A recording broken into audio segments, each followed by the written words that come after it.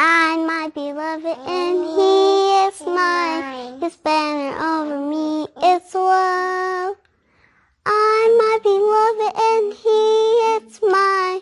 His banner over me is love. His banner over me is love. He brings me to his banqueting table.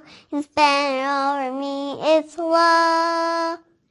And he walks me to his banqueting table. His banner over me is love.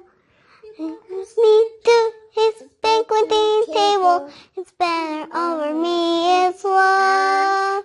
His banner over me is love. Yashaya is the rock of my salvation. His banner over me is love. Yashaya is the rock of my salvation. His banner over me is love.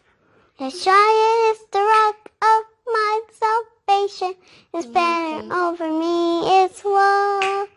His banner over me is love.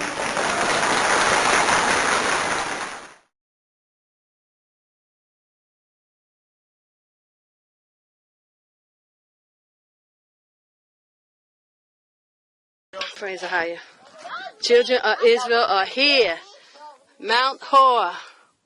We're going inside the tomb to pray for our brother Aaron. Holy land, Qadash. We are in Qadash. And as you know, Mount Hor is at the border of the children of Israel heritage. So we're still within the borders, but this is one of the borders.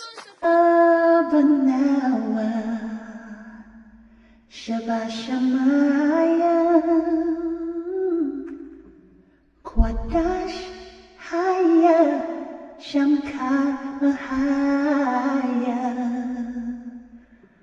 Malak with Ka, Thaba, Vatazawan Ka, Hayasha, Baharataza, Kawahaya, Bashamaya, Nathan Lanawa, Lakan Kayawan,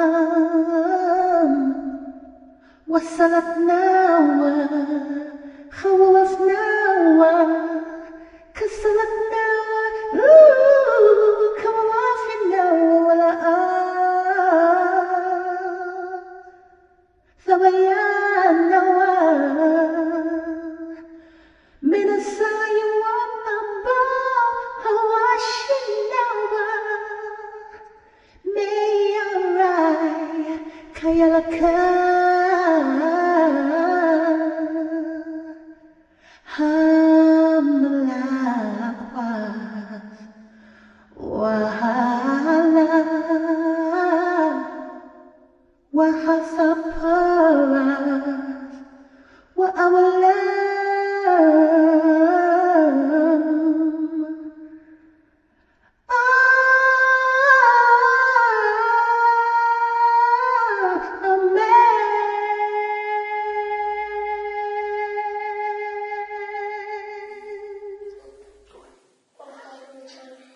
Our Father which art in heaven, hallowed be thy name.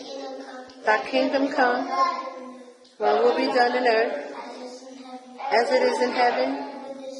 Give us this day our daily bread. Forgive us our debts, as we forgive our debtors.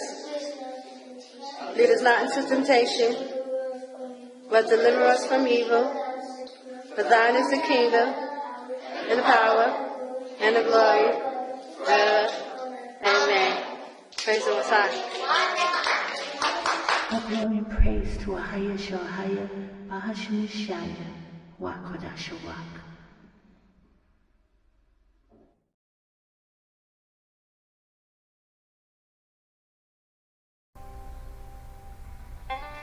He is jealous of me.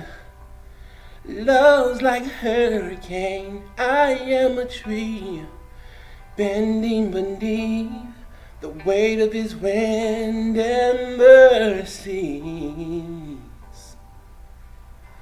When all of a sudden I am unaware of these afflictions eclipsed by glory, and I realize just how beautiful you are and how great your affections are towards me.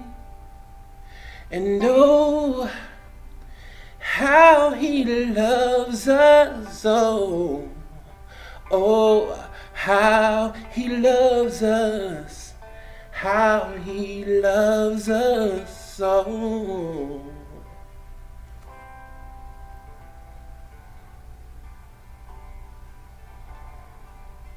Praise AHAYAH. Thank you for your love toward us. May we be the vessels you want us to be.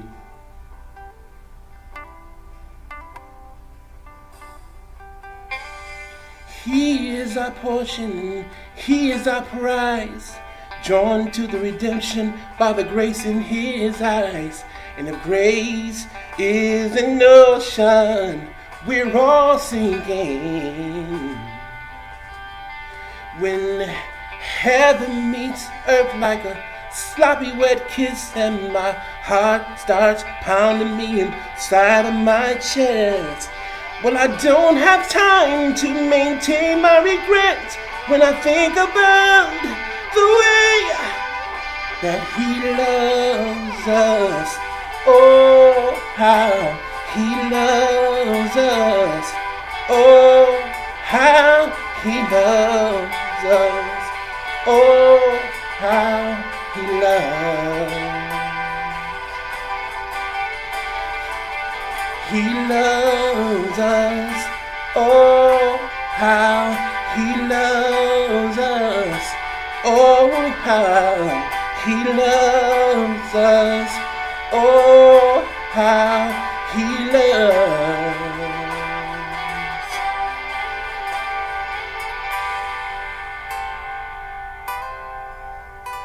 Neither height or depth, nor anything else in all creation will be able to separate us from the love of AHAYAH that is in Yashaya, our Lord. Romans 8:39. He loves us.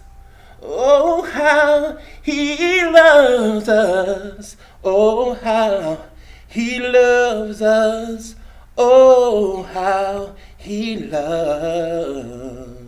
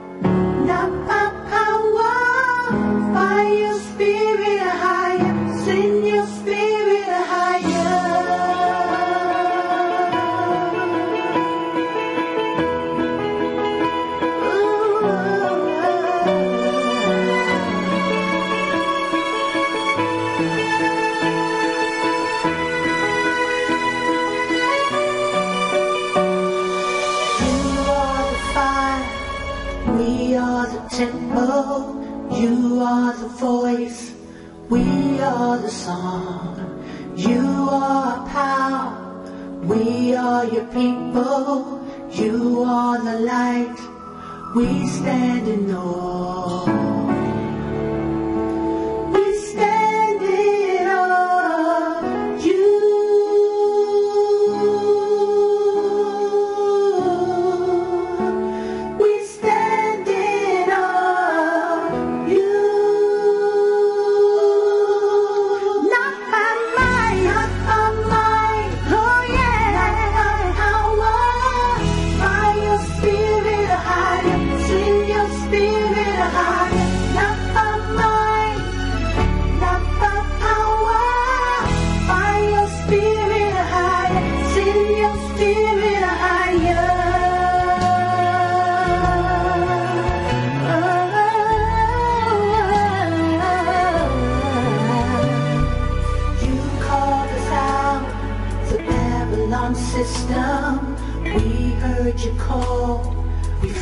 followed your voice.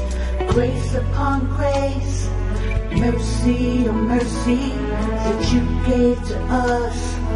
We came alive. We stand in awe of you. Oh yeah, we stand in awe of you.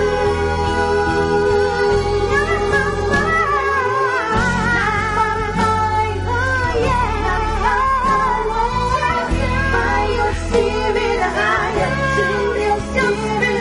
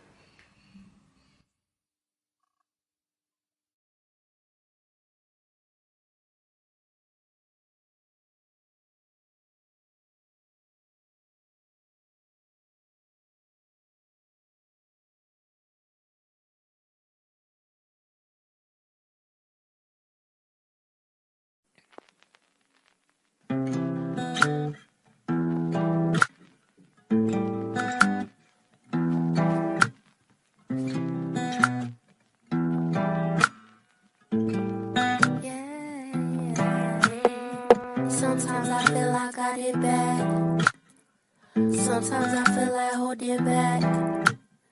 Sometimes I feel like I can't wait to be alone. And then I think about His grace, His love be flowing from the throne.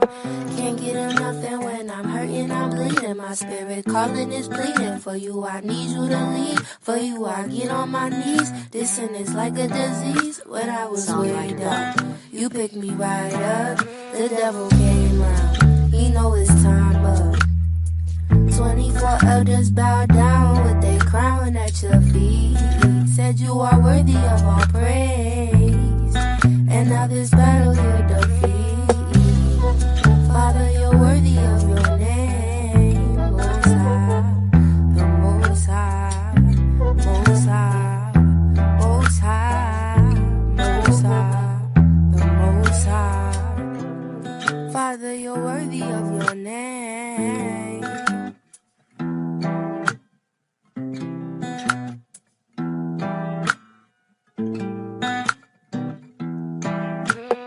Sometimes I feel like I did bad. Sometimes I feel like holding back. Sometimes I feel like I can't wait to be alone. And then I think about His grace, His love be flowing from the throne. Can't get enough, and when I'm hurting, I'm bleeding. My spirit calling is pleading. For you, I need you to lead. For you, I get on my knees. This sin is like a disease. When I was weighed up, you picked me right up. The devil came round. He know it's time up. 24 elders bow down with their crown at your feet. Said you are worthy of all praise, and now this battle you defeat. Father, you're worthy of your name. Most High, the Most High, Most High, Most High, Most High, the Most High. Father, you're worthy of your name.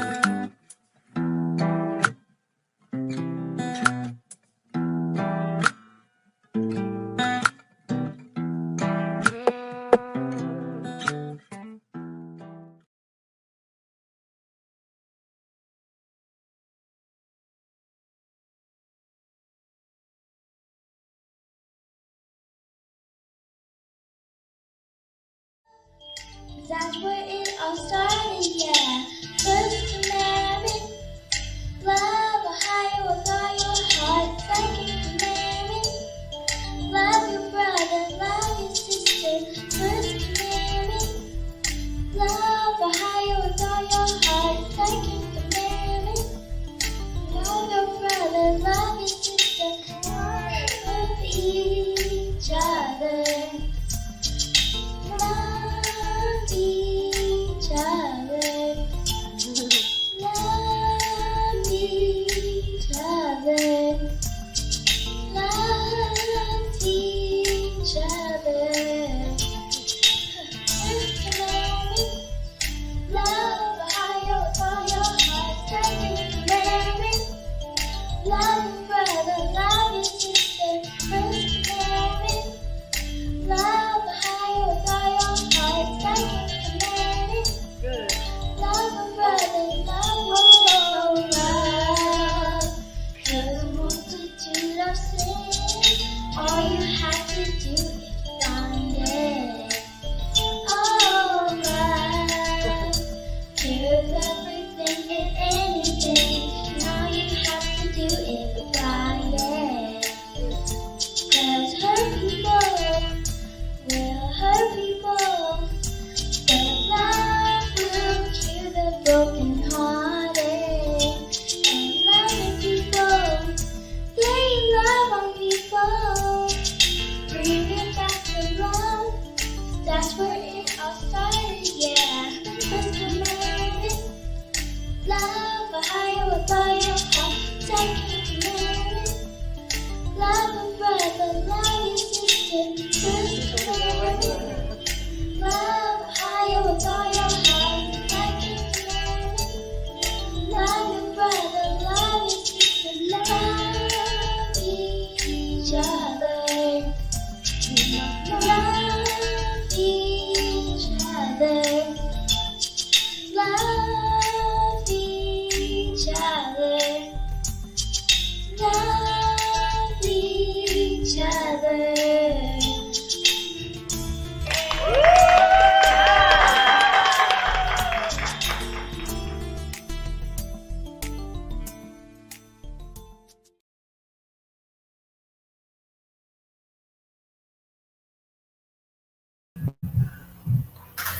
Shalom, shalom, praise AHAYAH, Bahasham Yashaya. Shalom, Israel. This is Sister Kana. And first and foremost, I have to give all glory and praise to AHAYAH, AHAYAH, Bahasham Yashaya, Qadash, Rawach. This is the Nappy Hair Chronicles, praise AHAYAH. And I don't have my nappy hair out today, but y'all know what it is. Okay? And I pray you all had a blessed week. It's nice to be back, and I have a lot to talk about. So I just give all glory and praise to AHAYAH. And, I pray that the children of Israel are making their way out of Babylon. Come out of her, my people, thus saith AHAYAH. So, okay. So I got a lot to talk about because there's a lot going on. And so I titled this podcast, "Do You Really Have the Holy Spirit?" Right? But there's so many things that I'm talking about. So I just, picked that title, but there's a lot of different subjects that I wanted to go into. And first, I really wanted to go into the news. I'm going to first go into the news because there's a lot going on. I wanted to show a few video clips and then, talk about things. Also, it's Black History Month, so I wanted to talk about, a few things concerning that. And also the calendar, because we're coming up into our new year, and I'm gonna be explaining the calendar up until Passover. I will definitely be going into the calendar to show our brothers and sisters, anybody who's interested in knowing about the Most High's calendar, and so that we will, really get into it and see and understand it, so that we can know and understand when these days are, our holy days, our feast days, because these are our very important days. This is the most important thing we need to know after waking up to this truth and learning that you Israel, coming back under the Lord's statute commandments, learning the Most High's holy days, okay, because it is a Sabbath, the Sabbaths that he speaks about, his judgments, his statutes. So I'm going to talk about that keep talking about that until Passover. Okay, so first I wanted to talk about what's going on in the news. Brothers and sisters, it's a lot going on, and we need to pay attention, to what is going on. So I have a couple of videos. First of all, there was another earthquake in Turkey. Now that is something. They seem like they're hitting Turkey hard for some reason. Either they're testing or they're just, really, there's some reason that they're, pointing their machine in this direction. But they're hitting Turkey hard, and there's already had been like over 44,000 deaths in Turkey, and in Syria from that first earthquake. And now there's another one that hit, and it was deadly as well. So a lot of people are perishing. And I really, like I was saying last week, it should be a reminder that these great earthquakes that are happening, it should be a reminder to us about what the Most High prophesied for Babylon. And that should be a sign to brothers and sisters to get the heck up out of Babylon. Okay? Because there too will be a great earthquake, none like no other. And that alone, not alone, but that, should also make you come to mind that you must get out. You must get out. Okay, so, and I have to just tell you and keep reminding you, Jordan is the safe place. It's biblical. The Most High said he would have us in this land during the time. And more importantly, don't let no man deceive you. Okay, so, but I wanted to go and to give a few, just some news, some current event news on what is going on for those who haven't seen it, and, will proceed more dialogue. Okay, so hold on. I have a few videos about what's going on in, the earth today that we need to keep abreast of. So give me 1 second, and I'm going to go into, I have a few videos that I have downloaded. So we're going to watch this one first. I'll share my. Welcome to Democracy Now!, democracynow.org, The War and Peace Report. I'm Amy Goodman. Israeli forces killed at least 9 Palestinians in a raid in the occupied West Bank city of Nablus. 100 others were reported injured. It's the latest fatal attack by Israel, which has killed at least 60 Palestinians, including 13 children, since the start of the year. 16-year-old Montazer al-Shawa died Monday, 2 weeks after he was shot in the head by Israeli forces. Meanwhile, the UN has called on Israel to pause plans to gut the judiciary. The move by Prime Minister Benjamin Netanyahu's extreme right government has triggered 2 months of mass protests. This comes after the UN Security Council unanimously approved a statement of opposition to Israel's illegal expansion of settlements Monday. It's the first time in over 6 years the U.S. has agreed to a rebuke of Israel, though advocates denounce the watered-down, non-binding statement in place of a more consequential resolution. Russia's President Vladimir Putin and Foreign Minister Sergei Lavrov met with top Chinese diplomat Wang Yi in Moscow. This comes after Russia announced its withdrawal from the New START nuclear arms control treaty, and as Beijing seeks to play a larger role in ending the year-long war in Ukraine. The Wall Street Journal reports Chinese President Xi Jinping plans to visit Moscow for a summit in the coming months. Meanwhile, President Biden delivered a speech in Warsaw, Poland, Tuesday, following his visit to Ukraine. Kyiv stands proud, it stands tall, and most important, it stands free. Brutality will never grind down the will of the free, and Ukraine will never be a victory for Russia. In Ukraine, Russian rockets killed 6 people at a bus station in Kherson on Tuesday. The UN said at least 8,000 civilians have been confirmed killed since the start of the war, but that the true death toll is likely thousands higher. The Environmental Protection Agency has ordered Norfolk Southern to clean up the contamination from its derailment in East Palestine, Ohio, earlier this month, which led to a massive fire and the release of toxic chemicals. This is EPA Chief Michael Regan speaking from East Palestine. If the company fails to complete any action ordered by EPA, the agency will immediately step in, conduct the work ourselves, and then force Norfolk Southern to pay triple in cost. Ohio Republican Governor Mike DeWine also spoke at Tuesday's news conference, saying it's fundamentally wrong that trains carrying toxic chemicals are not required to notify authorities. An investigation by local ABC affiliate WSYX revealed Norfolk Southern donated $29,000 to Governor DeWine since 2018, including $10,000 just last month for his inauguration. The train company gave nearly $100,000 to Ohio candidates over the past 6 years and extensively lobbied DeWine and other politicians. Railroad Workers United and others are calling for the nationalization of the U.S. rail system in the wake of the East Palestine disaster. Meanwhile, a Union Pacific coal-carrying train derailed in Gothenburg, Nebraska earlier today, on Tuesday. It's the second such accident this week for Union Pacific trains after another derailment Monday in Riverbank, California.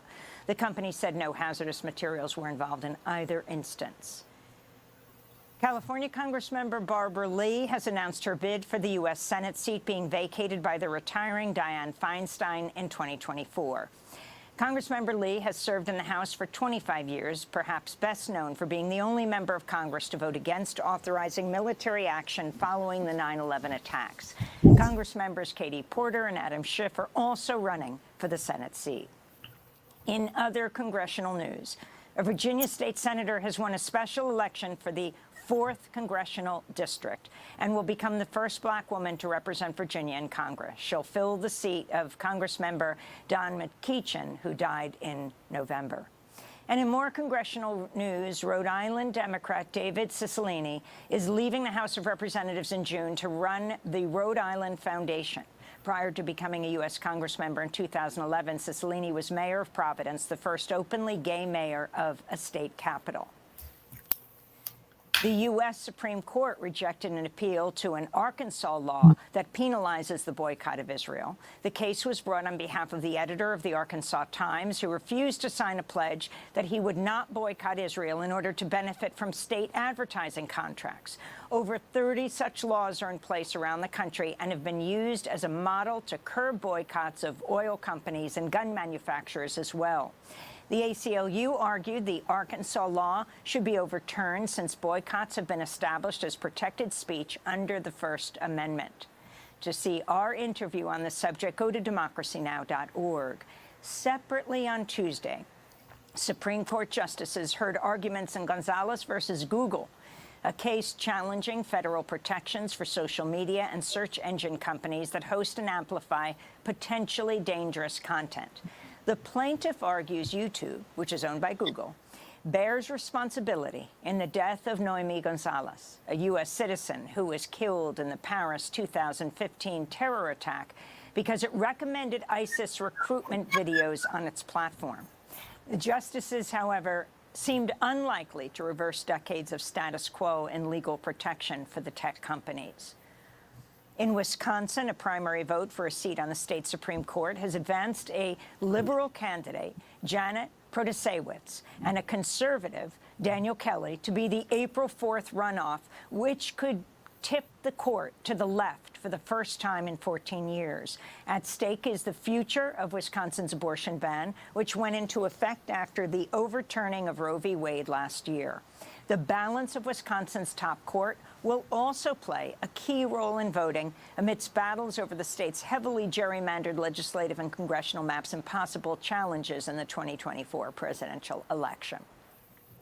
Here in New York, Genaro Garcia Luna, Mexico's former top security official, once charged with leading the fight against narco-trafficking, was convicted Tuesday for accepting millions of dollars in bribes from the Sinaloa cartel under the former leadership of Joaquin El Chapo Guzman, who's serving life in prison in the U.S. In exchange, Garcia Luna protected. And I just want to say, boy, this, America is so corrupt. Everything is nothing but a big Ponzi scheme. This is all that's going on in America. They have been, they draining that place dry. And all along, the children of Israel, we scrambling around, trying to make ends meet and trying to live this life that they have, shown us. It's nothing but a farce, brothers and sisters. It's nothing but a big Ponzi scheme. The whole thing is nothing but a setup. But I'm not going to play much more of this because I want to go into something else, but I'll let you hear the rest. Cartel members from arrest and gave them safe passage for cocaine shipments and tip-offs about law enforcement operations. Garcia Luna served under the former president, Felipe Calderon, who launched Mexico's U.S.-backed so-called war on drugs that has led to the killing and disappearance of tens of thousands of people. Garcia Luna also worked closely with U.S. counter-narcotics and intelligence agencies as part of the so-called crackdown on drug cartels. For more on the story, tune in later in the broadcast. In immigration news, the Biden administration's proposed a new policy that could block tens of thousands of people from seeking asylum at the U.S.-Mexico border. The rule would force migrants to first seek protection in Mexico or another country they pass through on their trek to the U.S. They'd be able to ask for asylum in the U.S. only if those previous claims in another country are denied. The unaccompanied children would be exempt. The ACLU condemned Biden for mimicking a... Okay, so I basically just wanted to, go into some things that was happening in the news around the world. And I also wanted to address that. We all know that February is the Black History Month. Now, we know it's even a farce that they give us the shortest month of the year as our month and to, commemorate, Black History Month. Hence, Nappy Hair Chronicles, okay? That's what it should be called instead of Black History, Nappy Hair Chronicles. No, but anyway, I wanted to talk about this because, with all the stuff that's going on, everything that we're seeing, our people are not waking up. And it's just unbelievable how much they are not waking up. So I wanted to show a few videos talking about Black History Month, which will lead into, scriptures saying that Bible said that no one would buy us or no one would save us out of this captivity because the Most High is the one who put us under these things. But a lot of people don't even know or understand, like Malcolm X and Martin Luther King and, some of the other activists, even like the Black Panthers and Huey Newton and, W.E.B. Du Bois, people who really stood up for, our people trying to get a hold on this curse that we were under, not understanding it was a curse. So I thought it's real interesting, and I want to, dive into it a little bit because there's a lot going on. I mean, I know y'all have heard about this guy, this video internet sensation guy, Charleston White, who's making a lot of waves on the internet. He's also like an activist actually, but he's turned comedian, and it's just, but he's doing a lot of talking, and a lot of our brothers, the Jay Prince situation, they, shut down his show. I mean, there's just so much going on, guys, that we really have to pay attention. Our people are dead asleep. They are dead asleep in the midst of all this chaos, and Esau is not letting up on us at all. He's not taking his foot off of our necks. So I wanted to show a few videos on this, to bring these things to mind, of how much, we are just under. And if only now, democracynow.org, let me show you this the War and story Peace really. Report. I'm Amy Goodman with Juan Gonzalez. 58 years ago today, on February 21st, 1965, Malcolm X was shot dead as he spoke at the Audubon Ballroom in Harlem. He'd just taken the stage, began speaking, when shots rang out, riddling his body with bullets. Malcolm X was 39 years old, just like Martin Luther King 3 years later when he was assassinated, 39 years old. We spend the rest of the hour today looking at the life and legacy of Malcolm X with the renowned activist and scholar, Dr. Angela Davis, who's giving a keynote address tonight at the Shabazz Center, the site of the Audubon Ballroom in Harlem, where Malcolm X was assassinated, as the center launches a new Malcolm X education curriculum. Angela Davis, welcome back to Democracy Now! It's great to have you with us and have you in New York City. Talk about the significance of this day, 58 years ago, Malcolm X gunned down. Well, first of all, thank you, Amy, for inviting me to spend some time reflecting on the legacy of Malcolm X on this day, his birthday. Well, unfortunately, Malcolm has been relegated to the position of pretty much being the opposite of Martin Luther King. We know King as the advocate of nonviolence. We know Malcolm as the militant, the revolutionary, and I think it's important to think more deeply about the legacy of Malcolm X. To think, for example, about his internationalism. One of the problems we confront in this country is the kind of U.S.-centric position of so many. In the issues that we address, in the ways that even activists, even radical activists, tend to look at the U.S. as the center of the world. Malcolm emphasized human rights as opposed to simply civil rights, because he argued it was not simply a question of this particular nation state. It was about the world. It was about Africa. It was about Latin America. It was about Asia. He very specifically emphasized the importance of Afro-Asian solidarity in connection with Bandung. So there is so much that we can learn from reflecting on the legacy of Malcolm X. Especially now, we need to pay attention to the way in which he insisted on support and solidarity with the Palestinian people.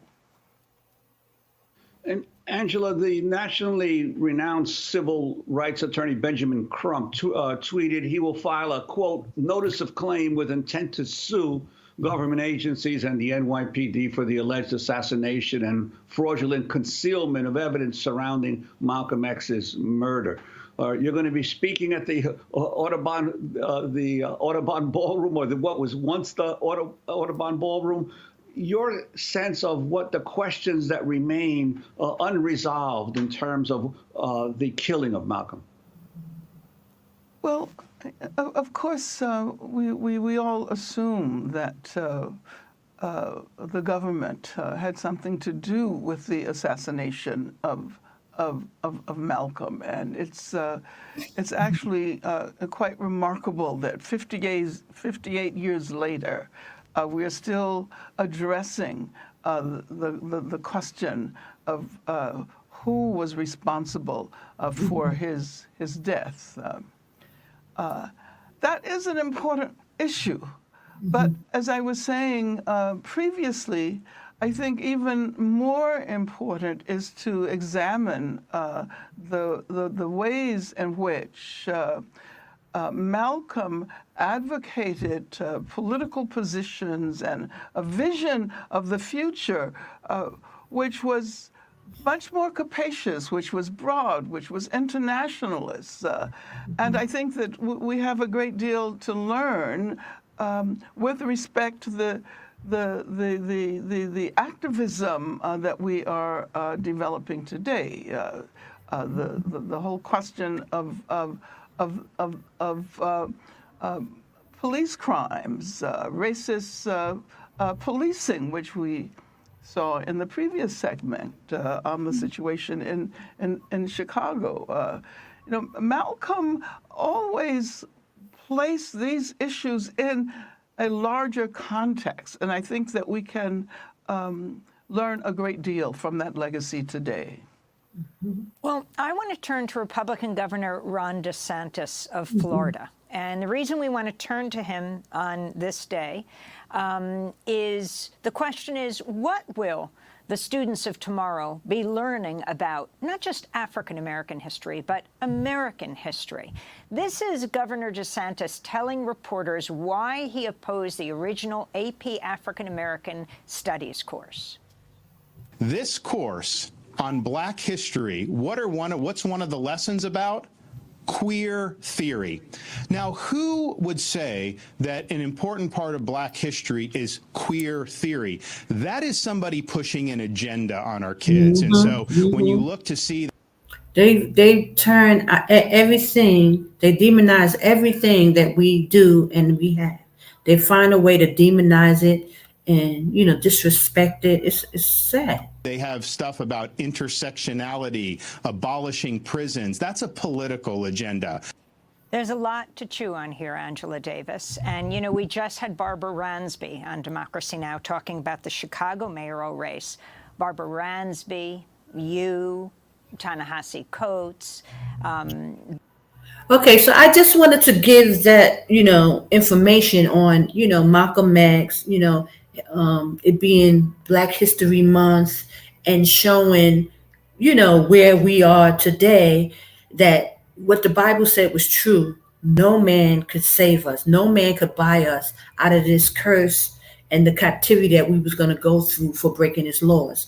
But I wanted to point to this woman here, Angela Davis, those who may not know her background and her history and what she brought to the table. Like, why would they even interview her? So I wanted to give some information on her for those who may not have known who she is, So give me 1 second. I'm going to put up some information.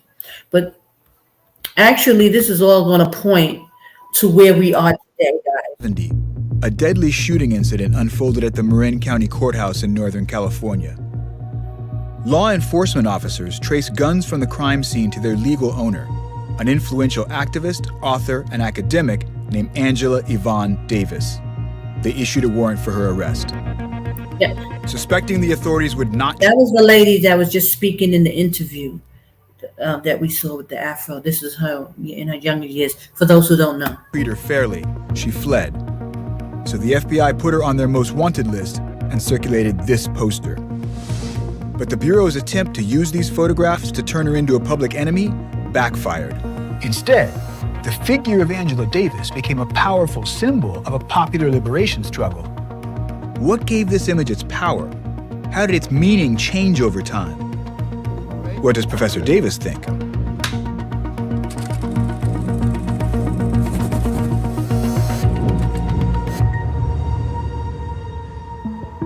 In the mid-1960s, many young people grew frustrated by the pace of change in America. Confronted with deep-seated racism, entrenched poverty, and the escalation of the Vietnam War, some believed that socialist revolution and black power offered the best hope for progress. This development alarmed the director of the FBI, J. Edgar Hoover, who pursued an aggressive campaign against groups he regarded as threats to national security. By the end of the 1960s, many black activists had been imprisoned or killed. This was the turbulent time when Angela Davis came to public attention as a close associate of the revolutionary Black Panther Party for Self-Defense. In 1969, the University of California Board of Regents fired her from her post teaching philosophy at UCLA, denouncing her for inflammatory rhetoric and association with communism. The next year, the FBI pursued Davis in connection to the Marin County Courthouse shooting and circulated her photographs across the country. There's a long history of using photography to make black people look like villains. So do you know how they made you look like a criminal in those photos? It's clear that they were cropped in such a way as to resemble mugshots. But my own sensibility in recognizing mugshots comes from growing up in the segregated circumstances of Birmingham, Alabama, and remembering photographs of black people in the newspaper that were almost always inevitably mugshots. This is an original wanted poster of Angela Davis from 1970, tens of thousands of which were distributed across the United States. Wanted by the FBI, Angela Yvonne Davis. It's funny how all this information is reducing her to a type, right? Build, slender. Race, Negro. Signed by no other than J. Edgar Hoover. But this is what's important, right? That she's a criminal, a kidnapper, and a murderer in the possession of guns, possibly, and armed and dangerous. It's not like these are her actual mugshots, right? But is really playing up the representation of Black power figures and using that to drum up fear in the American people, but also link immediately this activism with crime. In the best-known photo, Davis looks directly into the camera with a sense of fierce determination. But the most prominent feature of the image is her hair. You know, a lot of people associate the afro, the natural hairstyle, with you, but there were many women and men who wore their hair natural at the time. In fact, my own mother wore her hair natural during those years. I always find it so ironic that the afro is associated with me because I was emulating other Black women who were wearing their hair natural. I read those photographs as an attempt to depict a kind of generic Black woman. And then it serves the purpose of literally terrorizing hundreds and hundreds of young Black women because the police associated the afro, the natural, with radical politics. I know that enormous numbers of Black women were actually stopped by the police during the period during which they were looking for me. The afro was a radical idea even in revolutionary Cuba, where Davis visited several times. Cuba, que linda es Cuba! There were young people who were asking us, why were we wearing our hair natural? And we pointed out that it was a political statement. And one of the people said, oh, so it's like the beards that the guerrillas wore during the Cuban Revolution. And we said, yeah, perhaps. And then they said, so when the revolution comes, you'll straighten your hair. So that's not what I was expecting. Yes, exactly. In the U.S., the prominence of Angela Davis's hair on the FBI poster was crucial to the process of criminalizing her and anyone who resembled her. The message spread widely as the poster appeared in newspapers, at government offices, and even on the Sunday night TV series, The FBI. But it was a popular publication that confirmed Davis as a menace to society. This Life magazine cover really made the case, kind of the national case, and in many ways turned Angela Davis into public enemy number one. This is now bringing this fugitive into the homes and stores of the American people. Davis received hate mail, in at least one instance, from a group of 6th grade children encouraged to write by a teacher. January 7th, 1971. Miss Angela, why are you turning against the USA? How can you even consider it? You're treated correctly, like anyone else in this country. I'm white, so I know what you are thinking. We only have these letters, right? These traces in this box, but we can imagine the lesson that the teacher taught them that really, really hammered it home was that Angela Davis is anti-American. Angela Davis is a threat to America. Angela Davis is a terrorist. And doesn't belong here. Exactly. Angela Davis eluded the FBI for 2 months before they finally tracked her down to a hotel in New York and made an arrest in October 1970. By this time, her image had begun to take on a new significance, not as a criminal, but as a hero. When she is the target of this FBI manhunt, you have all of these different communities within the Black community who then stand up to rally for her. And so her image is everywhere because she doesn't fit neatly into any one box, but simultaneously she represents everything that Black people are fighting for in that moment. What does the natural mean to the Black community at this time? In the late 1960s, the Black is Beautiful movement is thriving, especially in a place like California. And Angela Davis is in line with a lot of these trends. That afro, that large, looming afro becomes a symbol of freedom, of what's possible, right? It's the Black imagination really made possible on the heads of African Americans. That freedom fro was a marker of pride in ways that it just hadn't been among the masses of Black people in that time period. While Davis was in jail, awaiting trial on capital charges of kidnapping and murder, her supporters saw her as a political prisoner. They shared her image on posters, pamphlets, and buttons. It circulated like a meme, helping spark an unprecedented international campaign to demand her freedom.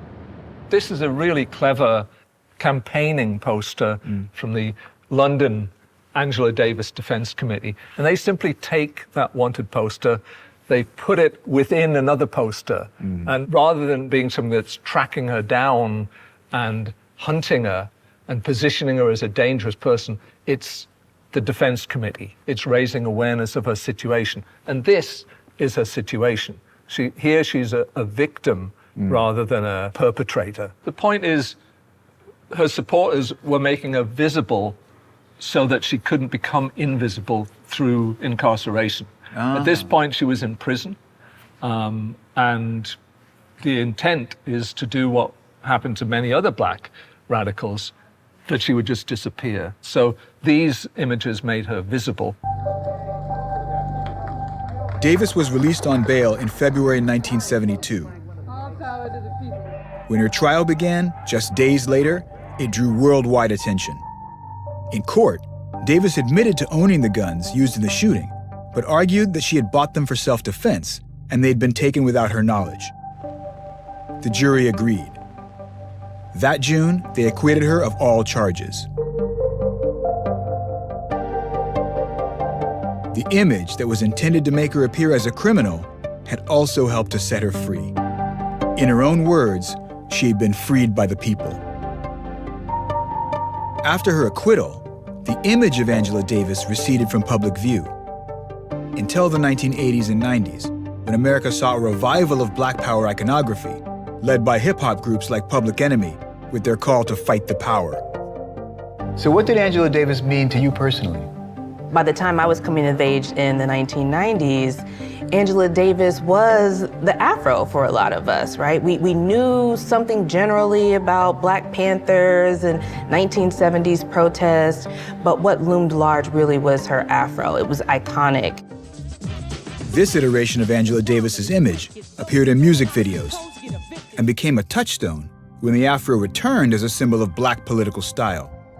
So even though some of them then saw Angela Davis and she appeared in videos as like this iconic woman wearing an Afro, I think that they were really trying to channel that spirit of freedom. Freedom by any means necessary. And that's what Angela Davis came to mean for my generation. It's a meaning this image continues to have today. You'll find it everywhere, from murals to t-shirts to GIFs.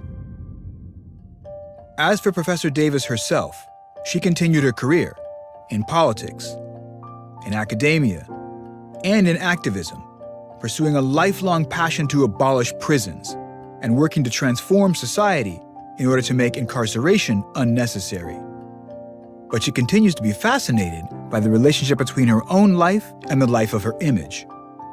You know, it took me a while to grasp the way in which the images existed independently from who I am. So I came to see that image as having nothing to do with me and my particular history, but as that.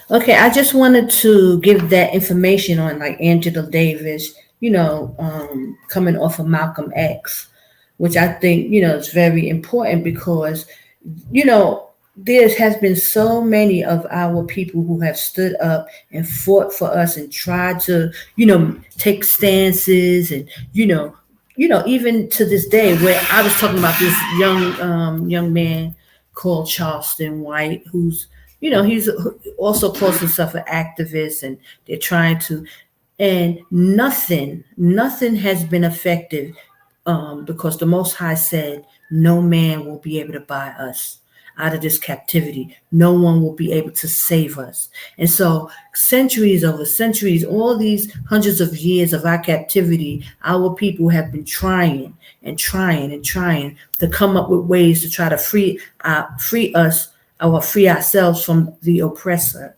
not understanding that it comes from us coming back to the Most High, AHAYAH, So before, and I wanted to go into that next, but before I go into that, there was something I forgot. I wanted to talk about, did you guys hear about them possibly removing the IRS? They are talking about, I think the Senate is passing a law to abolish the IRS. And that was some information that I came across, and I wanted to show the video on there. I wanted to do that before I had went into this, but I actually forgot about it. So let me just switch over really quickly and go into a quick video telling you about them possibly passing a law to get rid of the IRS. I thought that was very interesting. So let me find it so we can check that out really quick. I don't know if it's going to actually go through, but I thought that was whoa. Amazing.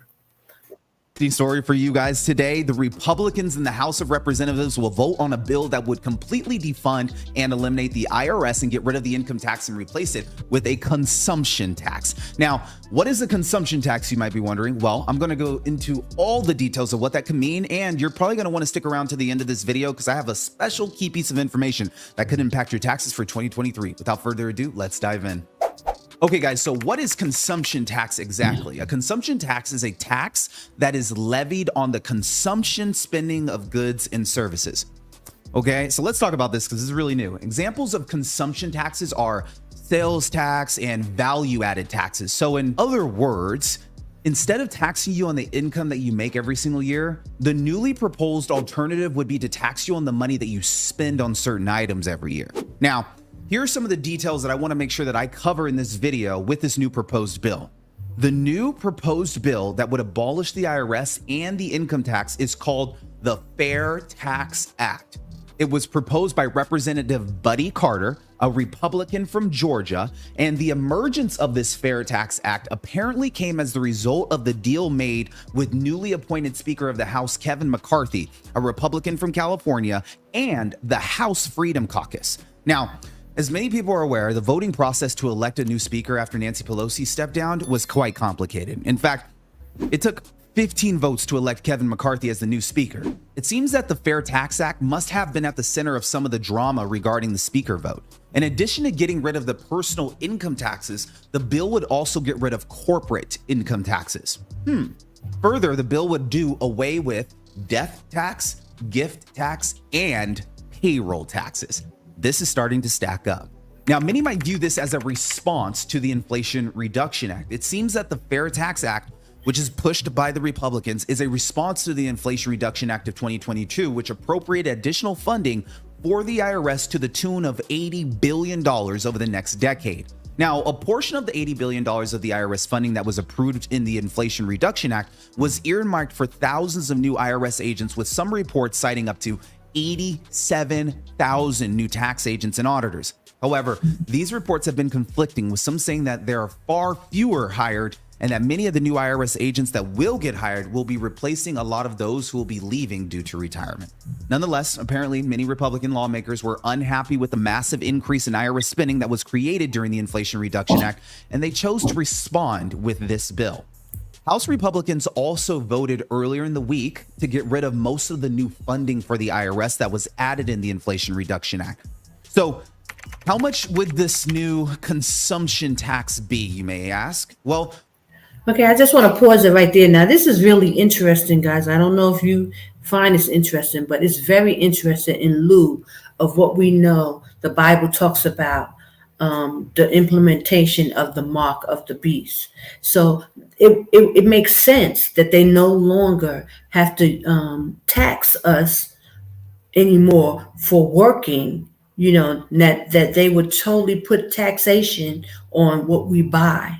So that means on the spending. So if they have the whole beast system set up, and you have to have a chip in order to buy or sell, this is where they will focus the tax on. They no longer need to tax you, from your employer on your work, because, in the days of old, America was a work industrial complex. It was mainly based on, our work and building of America. But now we're going into a new era, their world order, and it's no longer needed. So I'm sure that this will be implemented, because now this will focus on your buying and spending. The taxes will now be, focused on buying and spending. So they don't need to tax you, for work anymore. Which is amazing that that this is, they're talking about this. And I'm so glad I ran across this, because this is very significant with them changing this system, creating this new world order with the mark of the beast. And that, it would be totally, just focused on your spending, which means your chip. Okay. So just keep that in mind, that this is where this is going, and this is what this is all about. The new consumption tax proposed in the Fair Tax Act would range from 0% to 30% based on how much you spend in a given month and what your income is. This new tax is designed not only to be easier to understand and to deal with for taxpayers, but also to make up for 100% of the federal government's revenue that would be lost from the abolishing of income taxes. Now, Supposedly, the Fair Tax Act includes a rebate of $250 to $500 that everyone would get in accordance with their family size. This would be the equivalent of the standard deduction in today's tax code. Now, the rebate would offset the sales tax entirely for Americans who are living at the poverty line. So essentially, under the Fair Tax Act, federal taxes would be paid in the same way that many taxes are paid at the state and local levels at the cash register at the time of the sale. Now, one of the questions you might be asking is, how would the Fair Tax Act affect the economy? Would it be a positive thing? Would it be a negative thing? And how soon will we be able to see the impact? It is safe to say that the Fair Tax Act would dramatically change the entire economy. All of a sudden, the prices at stores would dramatically increase. That would most likely result in many companies having to make significant changes to their business models in order to adapt to the new tax system. And there also is the possibility that it could change consumer behavior in general. I mean, after all, if prices for a wide variety of goods and services were suddenly 20 to 30% higher, which they kind of feel like that right now, then it might cause millions of people to spend less money.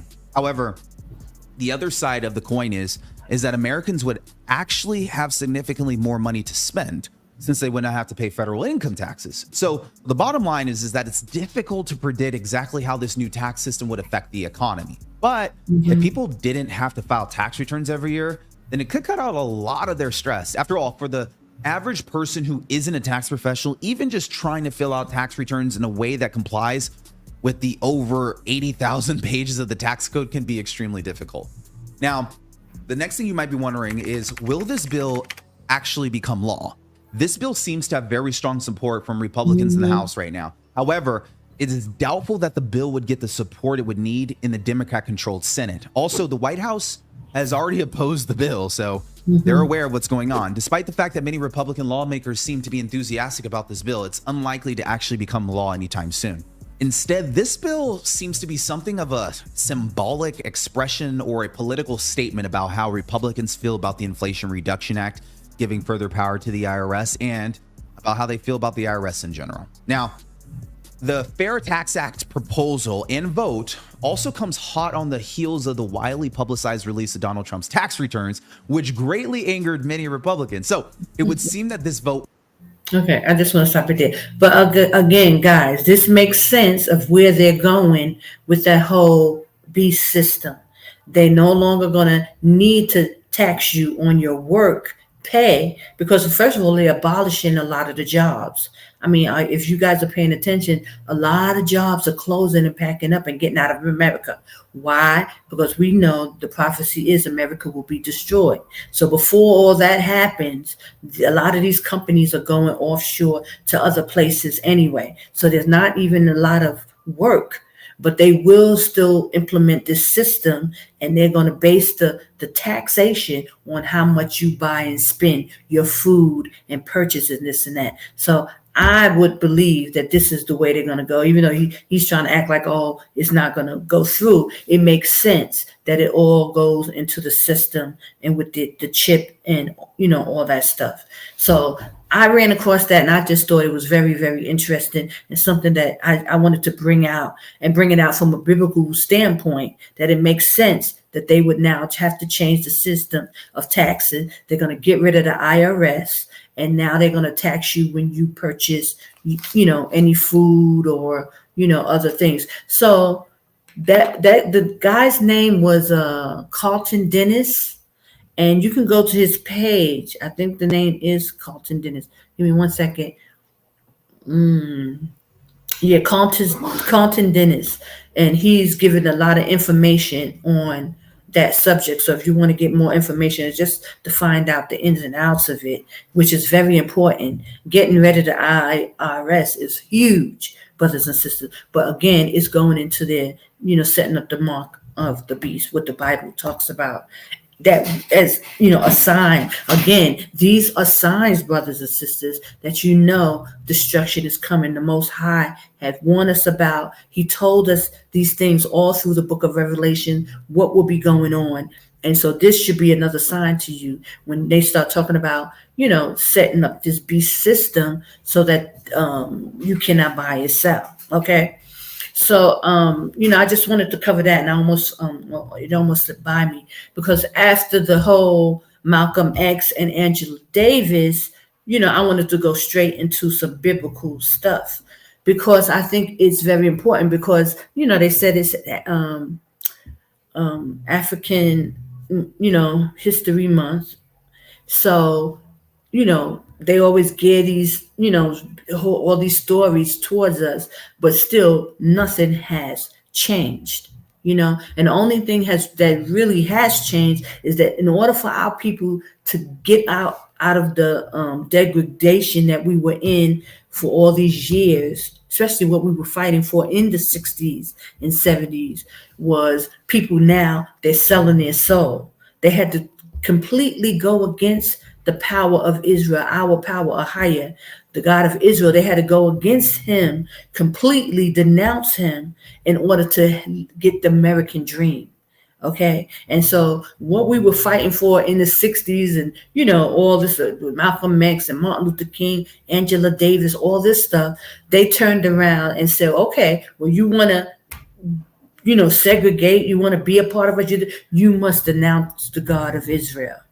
And that's what our people have done. These people have sold out. I'm talking about these celebrities and news anchors and basketball players and football players. And, anybody, if you want to be in the $1 million club, you must denounce the power of Israel. AHAYAH, AHAYAH. And so this is what we're seeing now, all on the internet, all this into fighting. I mean, it's so much going on, brothers and sisters. And our people, it just doesn't seem like people are waking up, and they're not waking up. And then on top of that, we got all the infiltration and all those kind of things going on. So that makes it even 100 times worse. So this.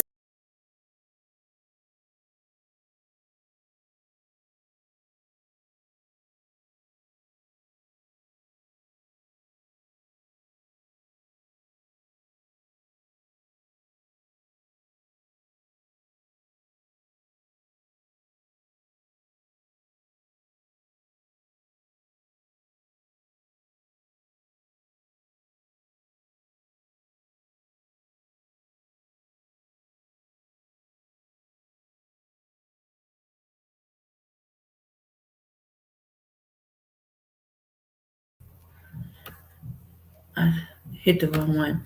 As fast as these prophecies are coming to pass, our people are not waking up. Okay, and it's just going on and on and on. And it's just like in the days of Noah, just like the Bible said, like all the stuff that was going on in the days of Noah before, Noah got on the boat, all the, the wickedness and all these things that were happening, it's happening just the same. Nothing new is under the sun, just like the Most High said. It's all, and it's culminating, guys. You can see it. You can feel it. And that's why, hence me naming this, do you really have the Holy Spirit?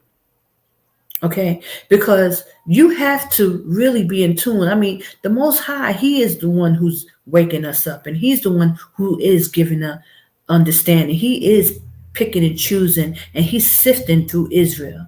And he said that he would want all Israel to be saved.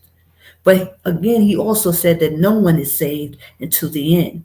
And so as we can see all the shenanigans that's going on in our community, in the the Black American, the Hebrew Israelite community, our people are not waking up, and they're not advancing in this at the rapid speed that these prophecies are coming to pass. These prophecies are coming to pass, brothers and sisters. It's happening right before our eyes, and our people are not waking up fast enough. So that's what this was. Me going into the Black History Month, the Malcolm X and the Angela Davis was really just showing that what the Bible says in Deuteronomy. And now let me take a look at that real quick. Deuteronomy, I think it's 68, and it says, and AHAYAH shall bring thee into Egypt again with ships by the way whereof I spake unto thee. Thou shalt see it no more again, and there ye shall be sold unto your enemies for bondmen, bondwomen, and no man shall buy you, which also means no man will be able to save you. None of them, none of these great leaders like the Malcolm X, the Martin Luther Kings, the Angela Davis, and the Black Panthers, and the W.E.B. Du Bois, and Frederick Douglass, no one was able to save us. And we all felt, and they have felt, trying to fight and be activists and help our people and da-da-da-da-da.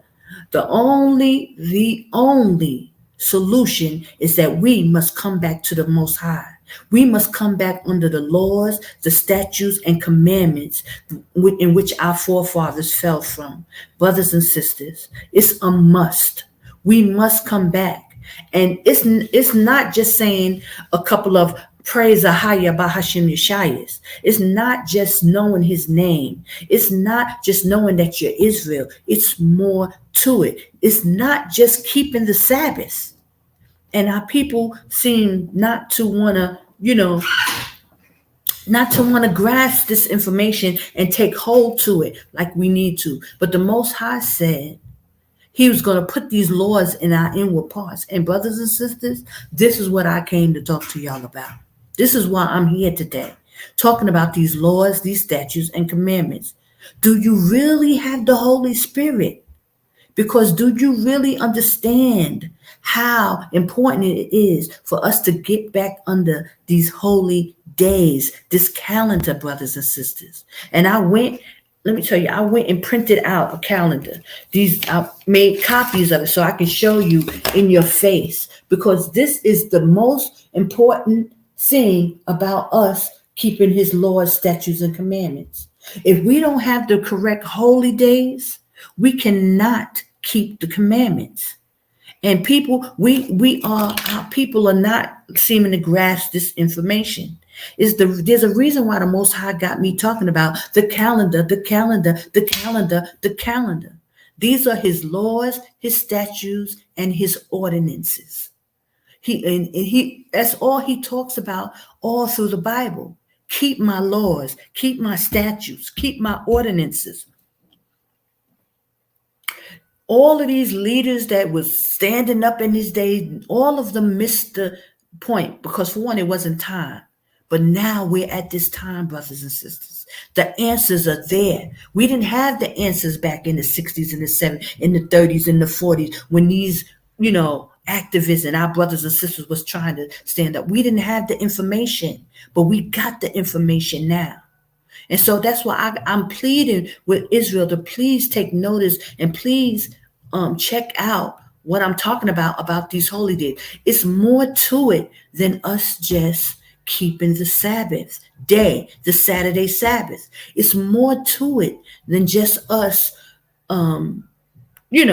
saying that we're Israel and understanding that we're Israel and, coming back. We must come back to the laws, the statutes, and the commandments.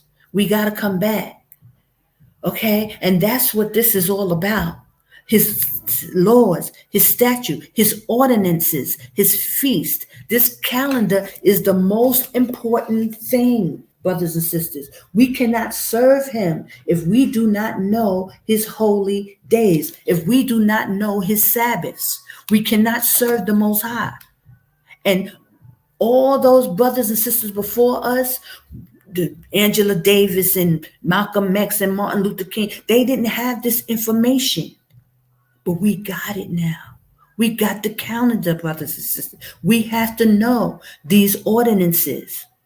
So I wanted to talk about that again, because I told you guys I was going to keep talking about the calendar until the Passover, because we must keep his days on the correct days. We cannot make it an abominable day, a feast day.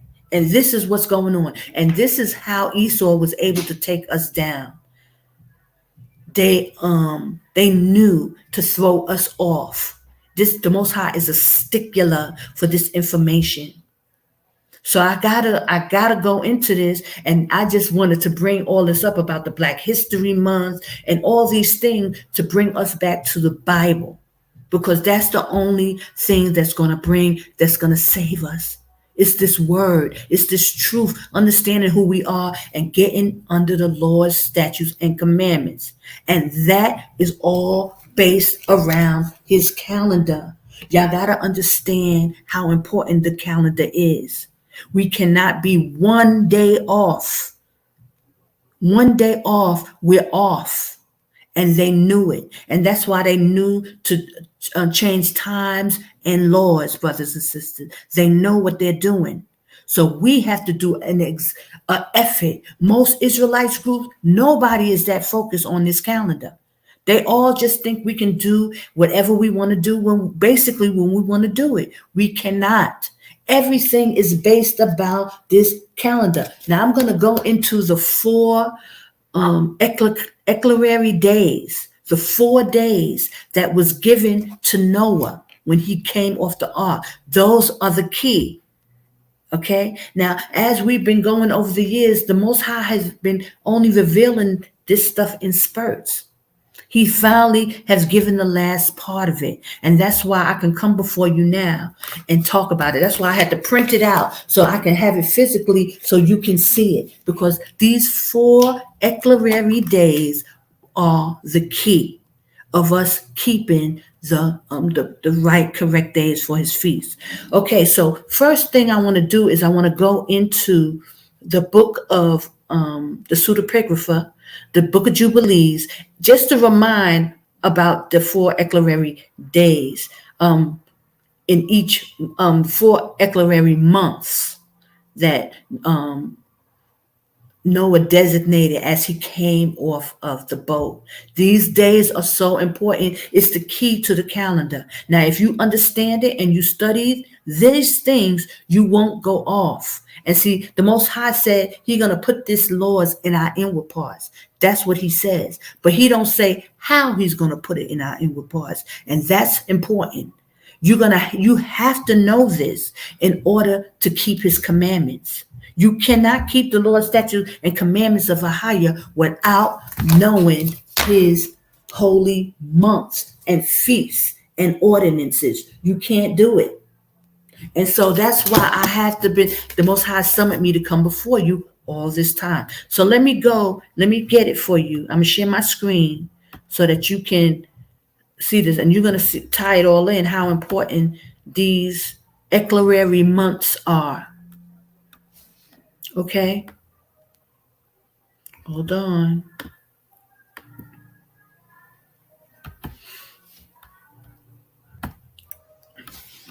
Okay, so I'm sharing my screen with you. Here we go. We're going to go into the book of Jubilees, chapter 6, and I'm going to start at the 23rd, 24th verse. But hold on. Let me go at this point. So I'm going to start reading. Okay.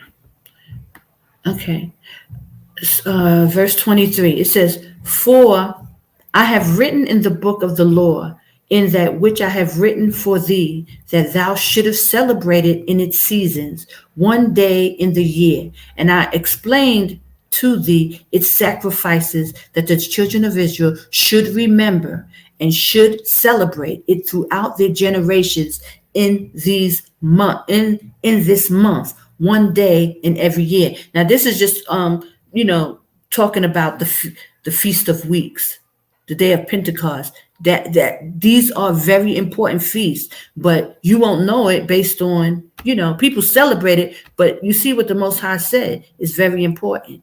Oh, I can't move this. Okay, let me just keep going. 24. It says, "And on the new moon of the first month," brothers and sisters, this is the eclerary months, the new moon on the first month. So it's the new month, because the Hebrew word Qadash, it means month, and that's what's in the Hebrew. So, and I know I talk a lot about this, brothers and sisters, but it's very, very important. I'm gonna show you as I'm reading it to you. So I have to go to the page because I can't see it unless I do, but I'm gonna keep this up, and I hope that y'all can see this. Hold on. The new month. Okay, first let me show you this. Let me just show you the calendar. Okay, here we go. This yellow Oh no. This yellow box right here is the new month. It's always in yellow and it's always on a Sunday. Because now let me just show you closer. Gosh. Hold on. So y'all can see how close you are. Okay, so here we go. It's always on a Sunday, right? Because you see that one that's right here, that's the first day of the week, right? And it's the first day of the month. The one, just like the first day of the week, will always be on a Sunday, and you count to 7, right? And we know that the Sabbath is the 7th day. Right here, 7. You see the 7? Okay, always on the Shabbat. That's the line up that we need to see on the calendar. These 4 months are very important. Not only do they signify when Noah got off the boat, okay, granted. We know that they signify when Noah got off the boat, when he found dry land. But these 4 months, this is the glue that holds the calendar together. All of these 4 eclerary months starts the calendar from day 1 to day 7. It's a repeated. This is when the calendar go off a little bit on the eclerary month. It brings it back from day 1 to day 7, and we know that the calendar is by 7s. 7. Hold on, where is it? 7, 14. You can see that. Here's 21. If you can see that, 21. 28 is the next one here. But okay, so let me show you this. Okay, so this is the first month, March, according to the Hebrew. The first month. You see on the 31st day, the last day of the year, that's our last day of the new year, always get 31. It's always on a Shabbat. Well, all 4 eclerary months, the calendar lines up the same exact way with the 31 right there and the 1 right here on the first day going into 7. So this what brings the calendar back to its original state. All 4 months do the same thing. Again, you see that 31, right? Now that's in March. Look at June. Right here, the same thing, 31 on the Shabbat. Where is it? Right here, 31. And then the first day is the first. I'm sorry if this is a little blurry, but I'm trying to show you. The first day, Sunday, starts the first day of the week and goes all the way to the Shabbat, 7. You see that? All 4 of the months line up the same exact way. It's a pattern. The Most High said it's a fixed time. His calendar is fixed. So those 4 eclerary months that Noah ordained as high holy days, they are also what brings the calendar to its correct form. Every 4 months, it happens over and over again. So this is June. That's the second month, right? I mean, this is the 4th month that Noah talks about. And I'm going to read it in the scripture. Here we go, the 7th month, September. It does the same thing. Here's 31. I'm sorry. Here's 31, right? It ends on the Shabbat. And the first day is always on a Sunday. The first day is going to always be on a Sunday because it brings the calendar back to its correct state. 1 and through 7, Saturday, the 7th day. That is the order that the Most High ordained, 1 through 7. And it shows up in his calendar 4 times in a year. It corrects the calendar. So the Most High is a mathematical genius. Okay? And then, again, you see it again. 7, here goes 7, 14, 21. I don't see, no, you can see that 21 and 28. The calendar lines up in sevens. And the only time it does that is on these 4 eclerary months that Noah ordained. Okay? So that also makes it that these times, because these are high holy days, I'm saying this yellow, it means it's a new month. The 4th, this is the 7th month, high holy day. We have a double Sabbath because we have the regular Sabbath, and then the next day is also a Sabbath. These are the ordinances of AHAYAH. These are the laws and statutes that we must learn to keep. We can't keep his holy feast days if you don't know the correct days and time. So you must know that how important these days are. Okay? If you don't know this, then you'll go off. And that's what the Book of Jubilees, I'm going to read it to you, is talking about. It's very important. These days are very important. That it happens 4 times a year. The calendar will line up in its correct form from the Sunday, the first day, to straight to the Sabbath, the 7th day. And it brings the calendar back to its correct order, so we won't go off. Okay, so that's why this is the 10th month. This is the same thing on the 10th month. I put the circle there. The 10th month. Here we go. It's the 31st. It's in red because it's also the feast tabernacle. I mean the feast of dedication. But you can see here that it's in red. It's the 31, and the next day it goes back to 1. It goes in the correct order. Sunday is always the first day of the week, and the new month will always be the first day of the month from one on this side to 7. And here's the 7th on the Sabbath. 7, 14, 21, 28, and bring it back to the correct order of 7s. That's what the 4 eclerary months do. So when the calendar lines up perfectly, you got to know it. So that's why it was such a big deal when Elder Ricard put that 1 in the corner here. When he changed the calendar and put the 1 here, it threw the whole calendar off one day, and it changes everything, brothers and sisters. And that's why they think to change times and laws, because they know how important these holy days are. We cannot worship the Most High if we're on the wrong holy days. Now let me go into it in the Book of Jubilees, why it's so important that you know his calendars. We cannot serve him. We're off. Okay, so let me just bring that back to you. Let me see if it can be. Okay, here we go.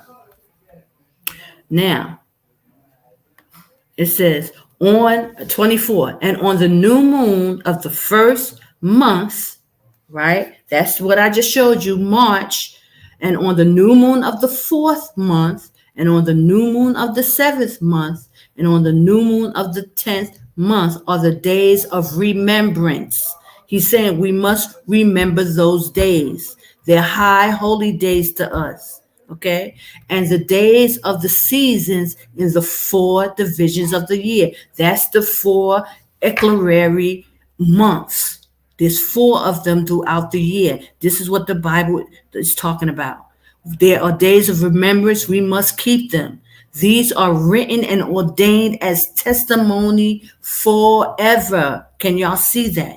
Forever, brothers and sisters. It's very, very important. The Most High saying. Now, so this is what the Most High saying. Look, he said, these are written and ordained as a testimony forever. What is written and ordained? The first month, the 4th month, the new moon of the 7th month, and the new moon of the 10th. These 4 days in these months are days of remembrance and the days of seasons in the division of the year. This is when the new season comes in, and it separates the seasons on the calendar.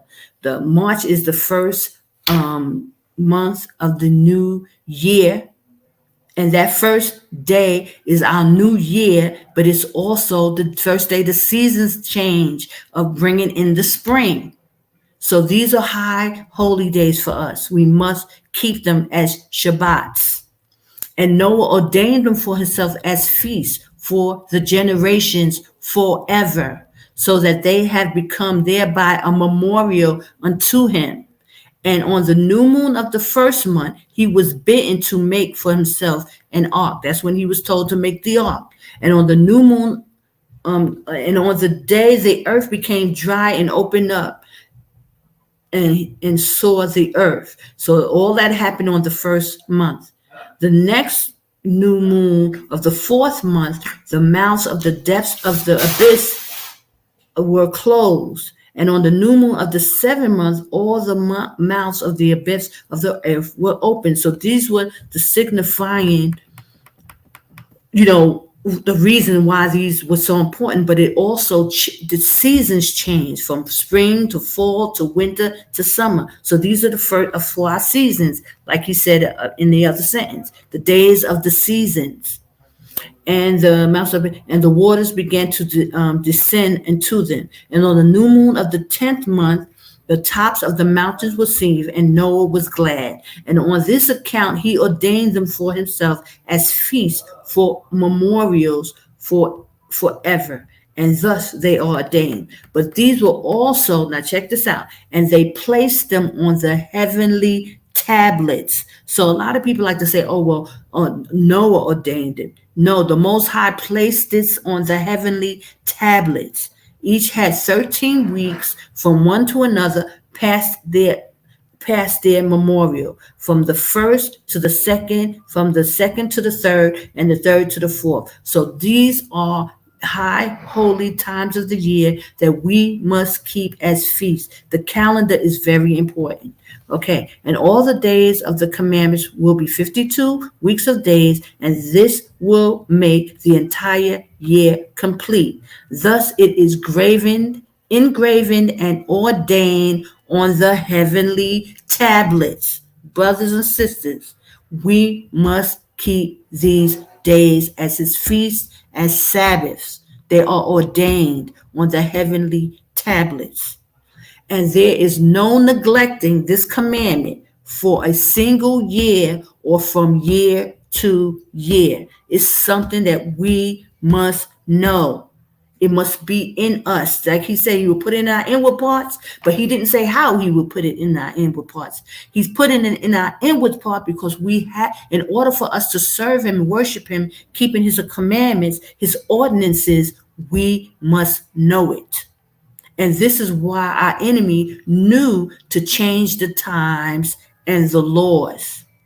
And this is why it's so important that you cannot allow Elder Ricard to put that one on the evening.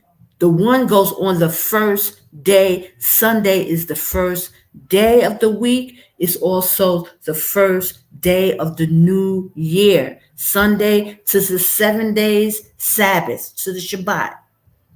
It's so important, brothers and sisters, that you learn this and you get it in you and you understand it, because this is what they're playing with. They're playing with the calendar, brothers and sisters, and this is why the Most High sent me out.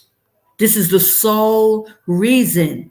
Like I told you my story. When he woke me up, he sent me to this church. The church was keeping the holy days. I didn't know anything. But the church, this was the main reason he sent me to the church. It was about his holy days. So he showed me the holy days, but I still didn't understand it. It wasn't until I came into Jordan when I made my first calendar. I had to make a calendar. I didn't even know why. It was all about his feasts and his holy days, brothers and sisters. That's what this was all about. So we must get this in us, in our inward parts. We must understand it. This calendar is very important. Where you put the one is very important. If you don't put the one on the 7th, on the day 1, the Sabbath won't be the seventh day.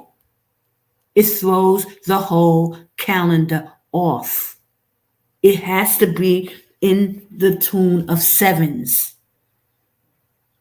You will make an abominable day a feast day, and a feast day and an abominable day, like the scripture says. Okay, let me keep going. It says, okay, neglecting. Okay, and 32. And there is no neglecting this commandment for a single year from year to year.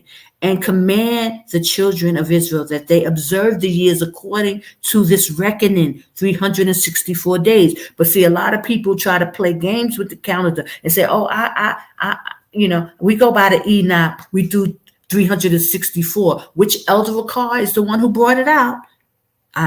We know that Elder Ricard is the one who brought it out. But what happened is, because this infiltration, he thought he can play games where he can put the one on for the first day, which throws off the seventh day. He cannot do that. And that's why the Most High got me speaking about this. It's not going to happen this way. You must know the right days to keep. It's a sign between us and him. We're going to go into that. Okay. There will be no neglecting this command from year to year. And command the children of Israel that they observe the years according to this reckoning, 364 days. And this will constitute a complete year, and they will not disturb its time from its days, from its feast. You hear that? The feasts are very important. When we sacrifice our food to the Most High, it's very important. For everything will fall out in them according to their testimony, and they will not leave out any day nor disturb any feast. You hear him? Do not play with his feast. He's saying, do not play with his feast. You do not leave out any day nor disturb any feast. It's very important to him. But if they do neglect and do not observe them according to his commandment, then they will disturb all their seasons, and the years will be, dislodged from this order, and they will disturb the seasons, and the years will be dislodged, and they will neglect their ordinances. It's very important. The ordinances, these are his ordinances, knowing his holy days, his Sabbaths, his feasts. These are this. This is what's so important to him. And all the children of Israel will forget and will not find the path of the years. We lost it all these years. He's given us back the Lord's statutes and commandments. He's given it back to us. Brothers and sisters, you got to get an understanding on this and how it works. How these 4 seasons, these eclerary months line the calendar back in order as we go off on the other months. This one brings it back from 1 to 7. It brings it back to the order that we need to be in order with. Every 4 months it happens. Okay? Let me finish. It says, for I know, and from hence, this is 37.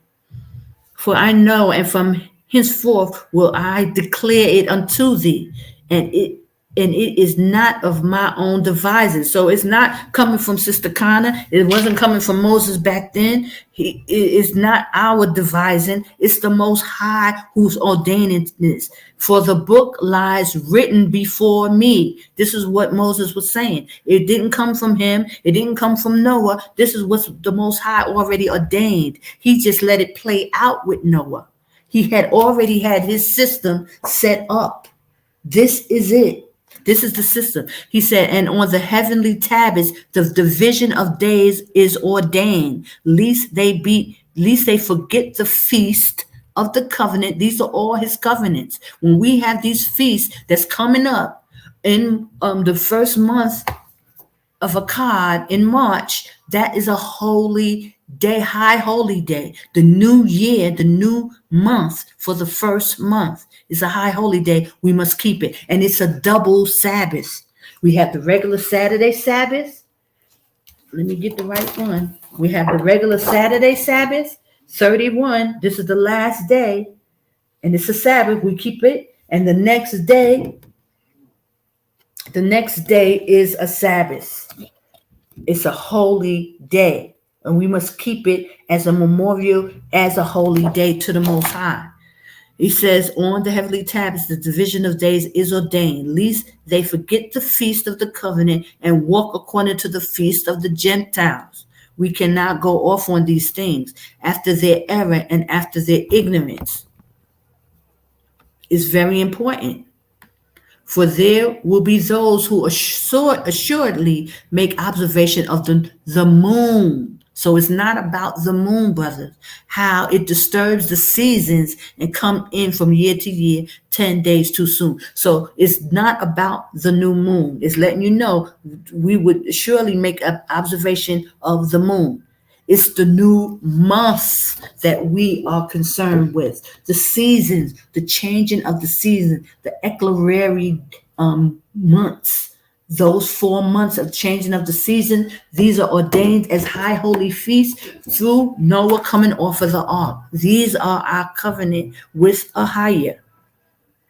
Okay, for this reason, and this is key. For this reason, the years will come upon them when they will disturb the order and make an abominable day the day of testimony, and an unclean day a feast day. Is right there. We cannot just pick a day and make it a holy day. And this is what most Israelites are doing. They think they can do whatever they want to do. But these days are our feasts, are our Sabbaths, and they are a sign between us and the Most High. He says, and they will confound the days, the holy with the unclean, and the unclean with the holy. So the Most High making it clear that days, some are holy and some are unclean, and we can't just mix and mingle the way we want to do. We have to do it according to what the Most High told us to do and how to do it, brothers and sisters. Hold on. He said, hold on. Let me find out where I'm at. Dislodge the order. Okay, hold on. I'm here. 39. For this reason, unclean. Okay. And the day of testimony, and the unclean day of feast day, and they will confound all the days, the holy with the unclean, and the unclean with the holy, for they will go wrong as to the months, and Sabbaths, and feasts, and jubilees. So it's right there and it's clear. It's very important. These are our Sabbaths. He said we will go wrong as our Sabbaths, to the months, to the feasts, and to the jubilees. We must keep his ordinances the way he told us to keep it. So it's more than just finding out that you're Israel. It's more than just keeping a Saturday Sabbath. Brothers and sisters, it gets much deeper than that. And it's time that we have to graduate to the next level of this, because we need to come back to the Most High. Like I showed you in these videos, we have all these learned people, college educated, all these people, activists trying to do this. All we got to do is come back to these laws, statutes, and commandments and up until this point, brothers and sisters, we haven't been doing it. Because why? We have people who have infiltrated us, who are giving you the wrong holy days. All the Israelite groups, none of them are talking, besides Elder Ricard, who gave us this, and then he happens to just go off on it one day. And do you think it's a coincidence? Do you think that by chance he just happened to be calculating it wrong when he gave us the information, the secrets of the times?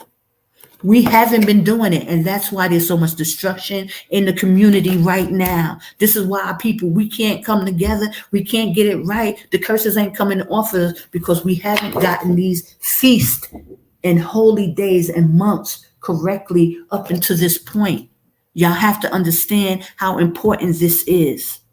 It's not just about us keeping a Saturday Sabbath. That's a big chunk of it. I'm not trying to play that down. I'm just saying it's not only that. We must learn his ordinances. We must learn what's important to him. Okay? This is what this is all about. That's why the Most High had me drilling this about this calendar, this calendar, this calendar. And he was giving me pieces in pieces at a time. He wasn't giving everything to me all together. I just had to keep coming, drilling it. And now it's not that I didn't know it, but how I'm delivering it to you is the difference. The Most High has given it to me. So, with better understanding, with better, precision about what's important about it. 1 to 7. The 7th day is always the Sabbath. The 4 holy months brings the calendar back in order when it starts to go off on the other months. The 1st month, the 4th month, the 7th month, and the 10th month bring the calendar back to the correct state. That's why it's important, those 4 months of what Noah ordained. It brings the calendar back to its correct state, 1 through 7. Sunday, the 1st day, and Saturday, the Shabbat, the 7th day, is very important. Okay, 40, it says, for this reason I command and testify to thee, that thou mayest testify to them. For after thy death, thy children will disturb them, so that they will not make the year 364 days only. And for this reason, they shall go wrong on the new moons, the seasons, very important, the Sabbaths. We can't keep the Sabbath if we don't know the correct seasons, when these eclorary months are, and when to put this day, when to put the 1 on the Sunday for the 1st day of the week. If you don't do that, you're off. Okay? And for this reason, they will go wrong in the new months, the seasons, the Sabbaths, and festivals. That's very important to him, yeah. And they will eat all kinds of blood with all kind of flesh, because we cannot, and he won't accept our feast days like he talks about in the scriptures when we're doing that. So I went into the Hebrew about the Sabbath and ordinances, just so you know. Exodus 31 and 13 says, speak also unto the children of Israel, saying, verily, verily, my Sabbaths ye shall keep, for it is a sign between me and you throughout your generation, that ye may know that I am AHAYAH, your power that doeth sanctify you. He's sanctifying us through these ordinances, his Sabbaths. And it's not just the Saturday Sabbath. We have these holy feast days. And guys, majority of them are double Sabbaths.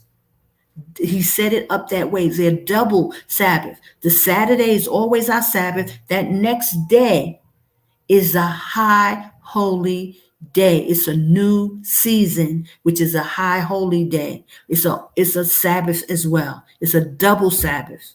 I'll show you again.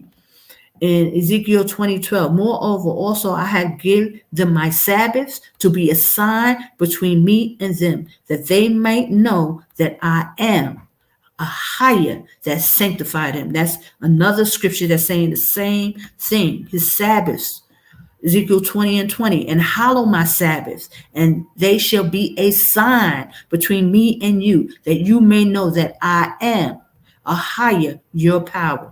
Let's go into the Hebrew H2706, right? That's the Hebrew number for ordinance. I looked up ordinance, and it says an enactment, hence an appointment of time. So that's what the calendar is all about. It's an appointment of time when we're supposed to keep our feasts, our ordinances.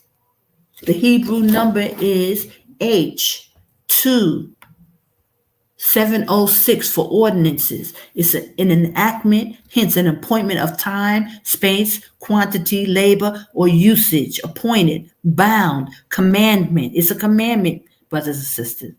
Convenient, custom, decree, due, law, measure, necessary, ordinance, portion, set time, statute. These are all what the Most High has been commanding us to do. Let Isaiah 58 and 2, let they speak Seek me daily and delight to know my ways, as a nation that did righteousness and forsook not the ordinances of AHAYAH. They ask of me the ordinances of justice. They take delight in approaching to AHAYAH.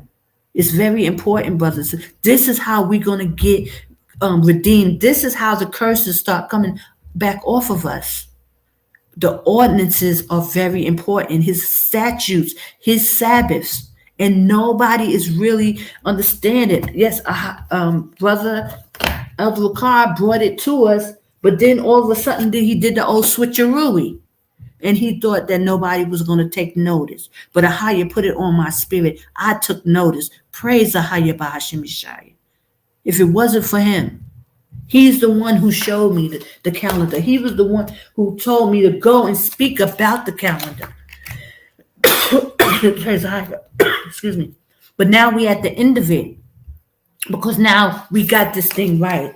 Those 4 eclery months, which signify the seasons, are high holy days. The first day of those 4 months are Sabbaths, and we are to keep them, and they're double Sabbaths. The following Sunday after the Sabbath, the first day of the Hebrew month, is very important.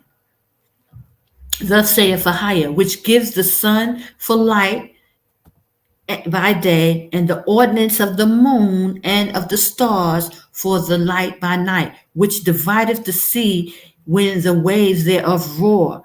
AHAYAH of hosts is his name. He gave these ordinances. This is how we come up with this calendar, because of these ordinances that he gives to the moon and the stars to give light here on earth. When sun up come and sundown come, these are his ordinances, and it's all based on his calendar. And we must know what's important to the Most High. He wants to be glorified for what he's done. When he brought us out of Egypt, now that he's bringing us out of Babylon, when he ordained us and all these things, he wants to be glorified for it. And we have to learn his ordinances. It's very important. Jeremiah 31:36. If those ordinances depart from before me, check this out, saith AHAYAH, then the seed of Israel also shall cease from being a nation before me forever.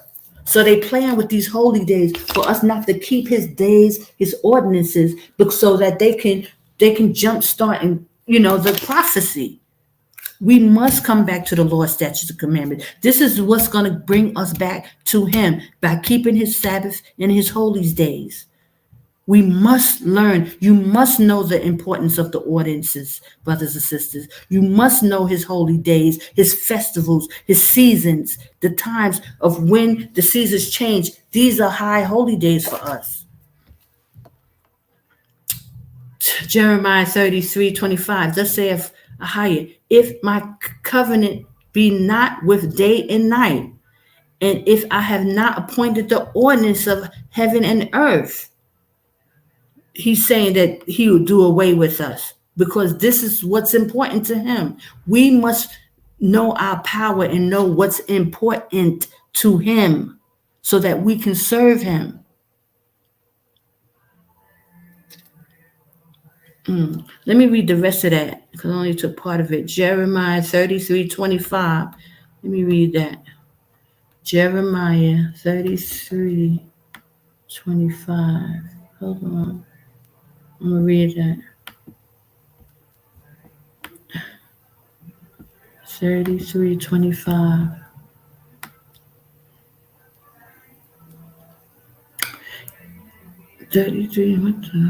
Okay, here we go.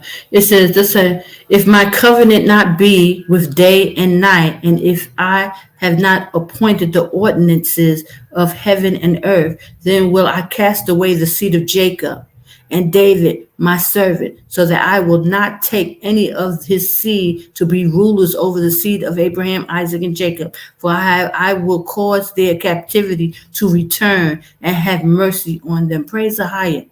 So it's because of this covenant that the Most High made, and that he gave us the ordinances of the heaven and the earth, so that we would know these seasons and these times. This is what is so important to him, and this is why we have to keep it in the way he tells us to keep it, and not change one day or one way about it, because we don't want to kindle the anger of the Most High.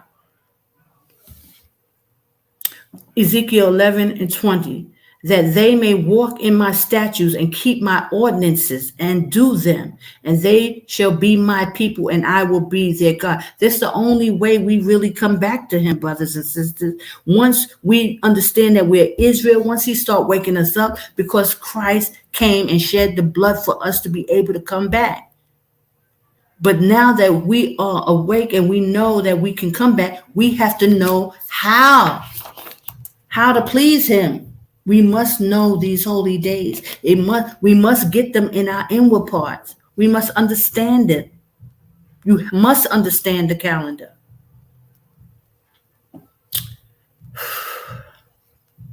Exodus 18:20, and thou shalt teach them ordinances and laws, and shalt show them the way wherein they must walk. He didn't say they can walk.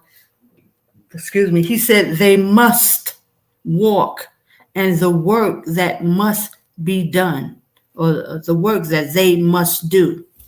Praise AHAYAH. We must, brothers and sisters.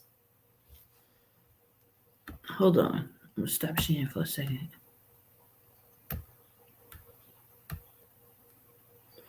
We must, brothers and sisters. We must. I don't know if y'all could see me when I was holding up the count. We must know this. This is what the Most High ordained us, the laws, statutes, and his commandments, and his feast. We must learn them. And we can't be off. This is what Elder Carl was doing. He put the one over here on his calendar. It's off, brothers and sisters. It's wrong. And it's going to make you one day off the whole calendar. That's why last week you kept the wrong Feast of Purim on the wrong days. One day was off. You make an abominable day, a feast day, and a feast day and an abominable day. And I have to keep reiterating that so y'all can understand how important it is. You must know the calendar. You must study it. You must get it in you.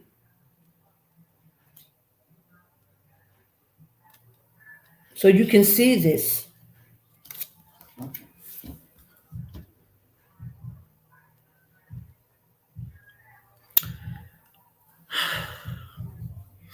So this is why I entitled this, Do You Really Have the Holy Spirit, brothers and sisters? Because last week I went into it heavily about the false prophets and how in the book of the War of the Jews, it tells you that there will be people who will be deceiving you.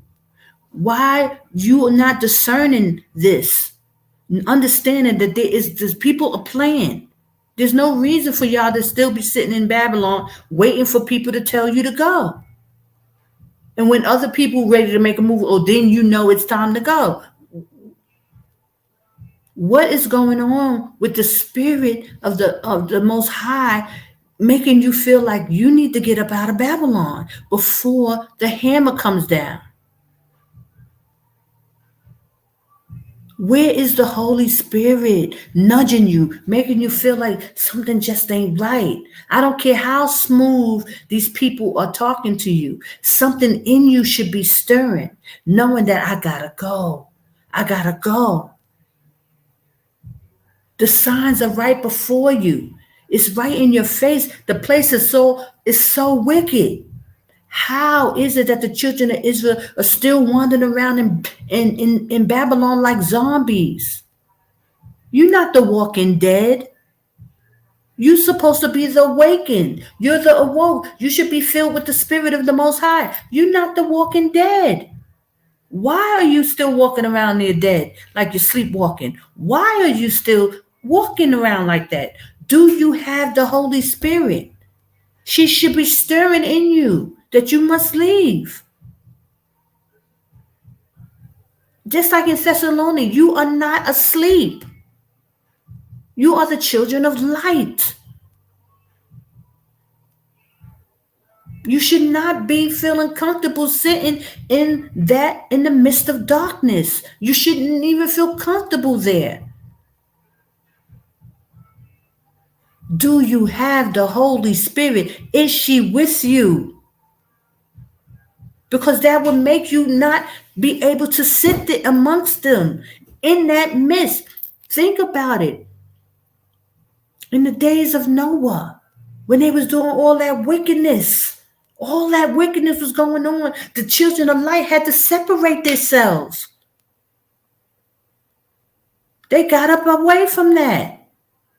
Why are you so comfortable sitting in the midst of that filth? Brothers and sisters, it's coming to an end. Babylon the Great is falling. And we must come and serve him. The Most High said, you must come and worship me on my holy days. You must come out. Don't be deceived. Don't be like in the time of 70 AD. It's coming, brothers and sisters. The Most High ain't holding it back no more. It's coming.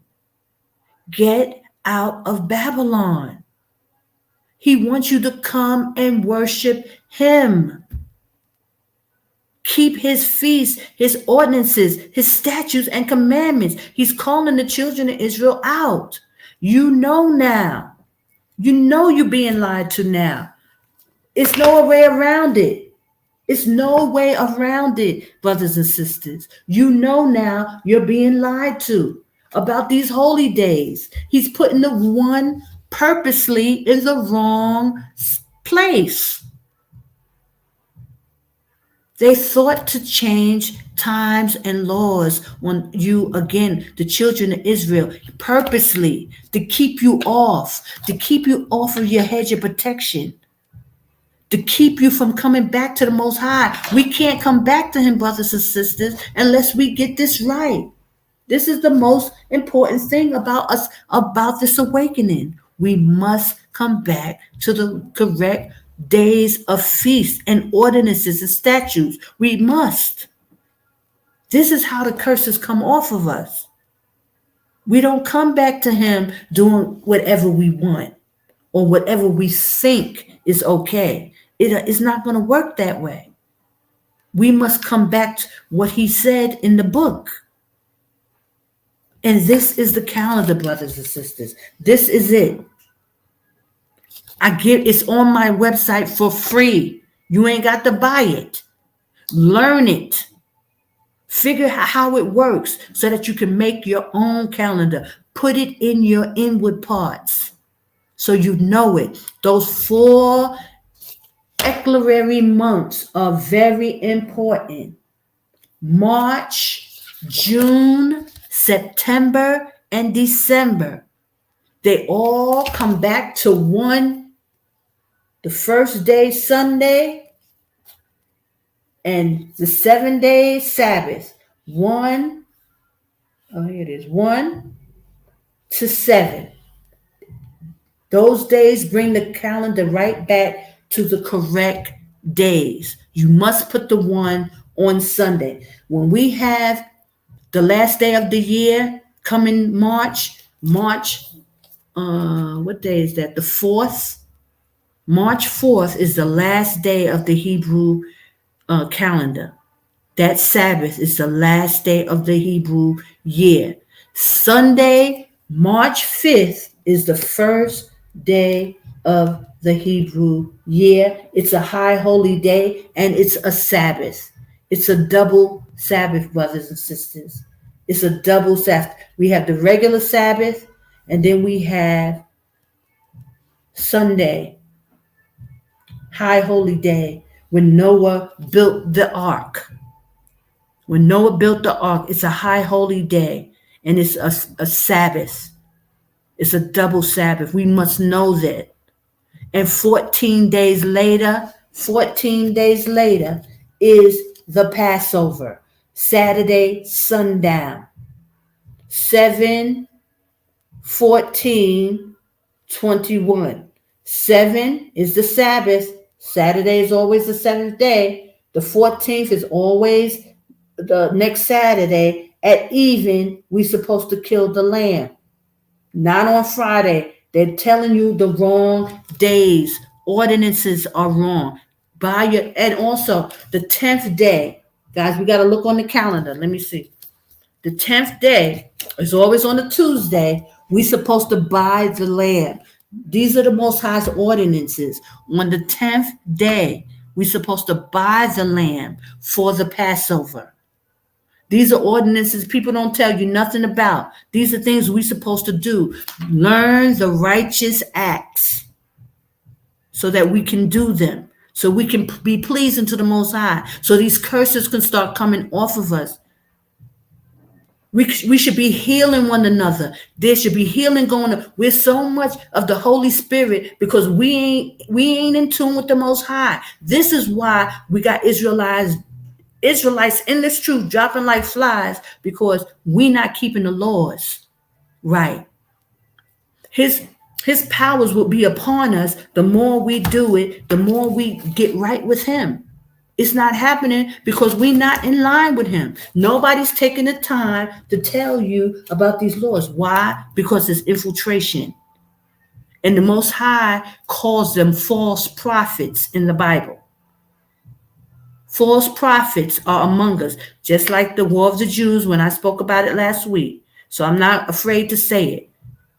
False prophets are among us, giving you the wrong holy days, keeping you off, keeping you from coming back to AHAYAH. It's plain and simple, brothers. We must learn his laws, his statutes, and his commandments. Get back under his ordinances, his statutes. It's not enough just saying, oh, I'm a Hebrew and I keep the Saturday Sabbath. The Most High, these are a sign. Because if it was all about the Saturday Sabbath, we would have been healed. We would have been back to him. But it's not. You must learn his ordinances, his statutes, his laws, what's pleasing to him. And it's all connected to his calendar. It's all connected to his feast.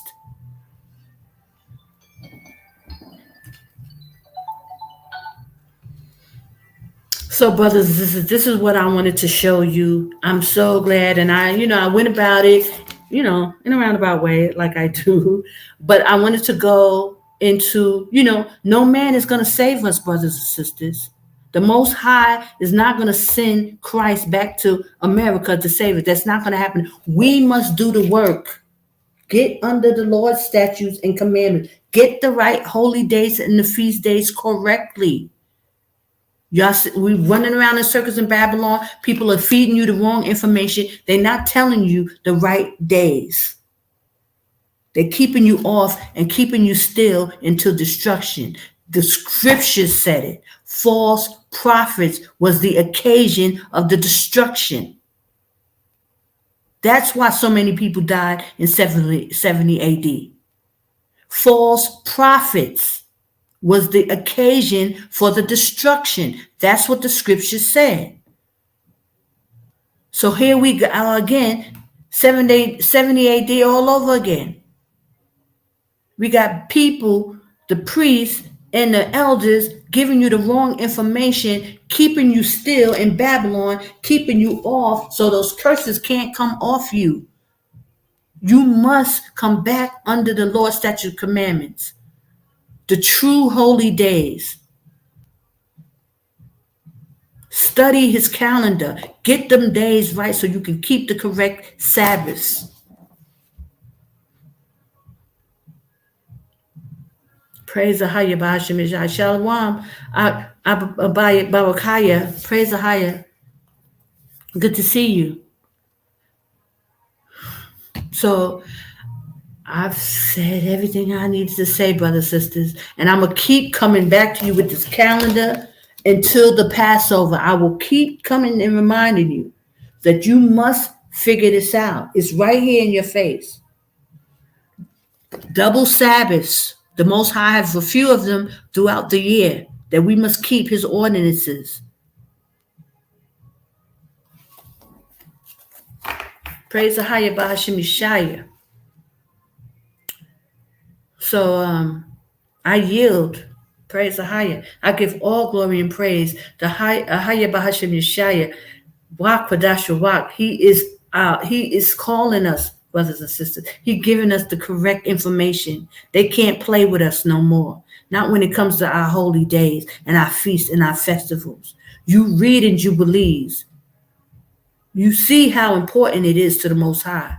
They took that information out of the Bible for a reason. They did not want us to know how to get back to him. It's the most important part of us waking up to this truth. Aside from Christ, our Savior, who died to bring us back. Once we get the information, we must get under the correct holy days and feasts and ordinances so that we can come back. We can't come back like what we're doing. Everybody's off. We're all on the wrong holy days. We all calling on different gods. It's a mess.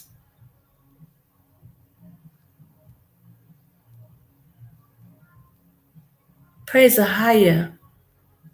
Praise the AHAYAH, Agbabakaya. You too. We must, keep talking about this, Brother Kai. We got to get back in the right grace with the Most High. We got to get back right. And these people are throwing you off. Go into this information with your elders. They have to come with it. Or else there are false prophets, like the Bible said. This is what the Bible called them. The false prophet was the occasion for the destruction of our people in 70 AD. They were lying.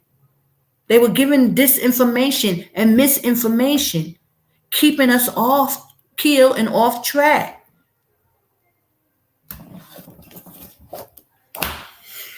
Praise the AHAYAH. So bless you, brothers and sisters. Bless you. Everyone, it's good to see you. Thank you all for coming. Thank you for watching. I pray you take heed. I have a calendar on COI Times at Blogspot. I'll give you the link. It's free. Go and look at it and look at these days, especially the first month, the fourth month, the seventh month, and the 10th month. They all line up the same way. There's 31, the last day, and the new months. Starts on a 1 and it goes to 7 to the Sabbath. Every 4 months, it does the same exact thing. It doesn't change. And that's what brings our calendar on point. This is what brings us to the right rotation of the calendar. Those eclectic months are very important, brothers and sisters. You see the 1 through 7. 1 through 7. You can't go wrong with that 7. Saturday is the 7th day. 1 through 7. It brings it back in order. 1 through 7. It doesn't go off. Every 4 months, it comes back to the right cycle. Don't let people lie to you. Get on the correct holy days. This Saturday, next week, is the end of the Hebrew calendar. That next Sunday, March 5th, is a high holy day. Keep the Saturday and the ordinances and the holy days. And Elder Ricard is going to have to change that Hebrew Bible Academy because he's doing it and it keeps our people from keeping the holy days because he has it on a Sunday. And the first day of the year always falls on a Sunday, the first day of the month. Is a new year. He has to change that. He could put it on a Monday.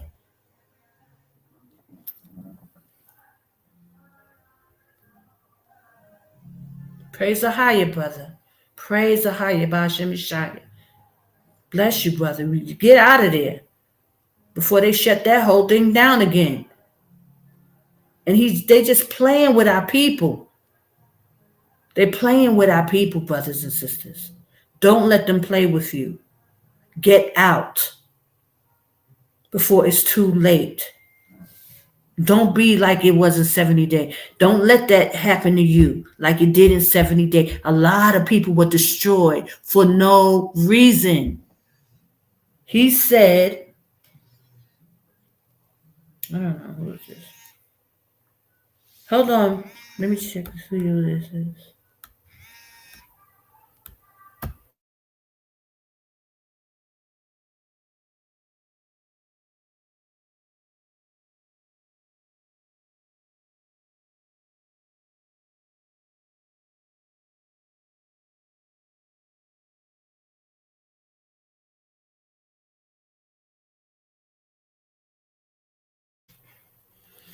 Okay, so I give all glory and praise to AHAYAH Yashaya. I pray you all have a blessed week and going into the Sabbath.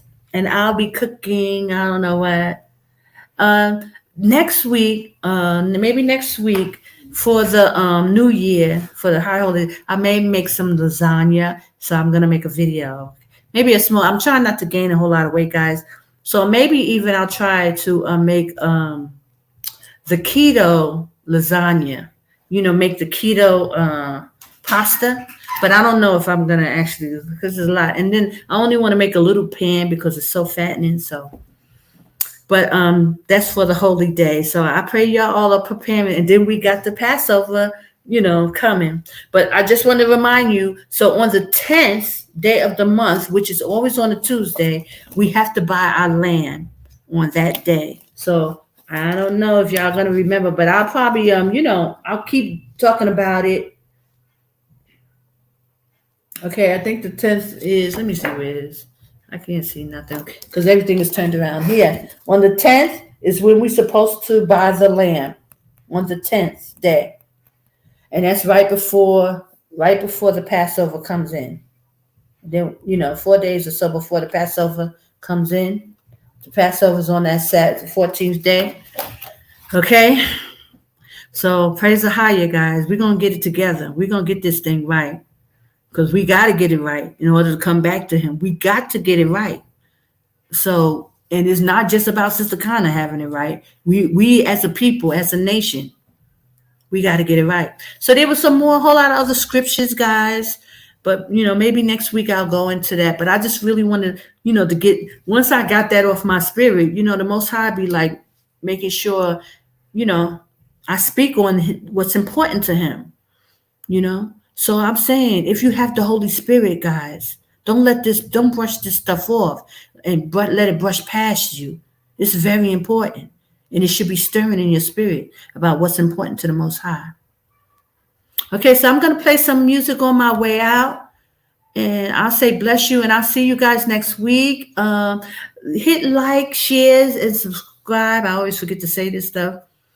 So that people can get this information. It's so important. This is all we need to come back as a people. We need to know about the ordinances and his statutes and his laws. We got to get this right. So they need to know it. Because ain't nobody else going to talk about it, brothers and sisters. Unfortunately.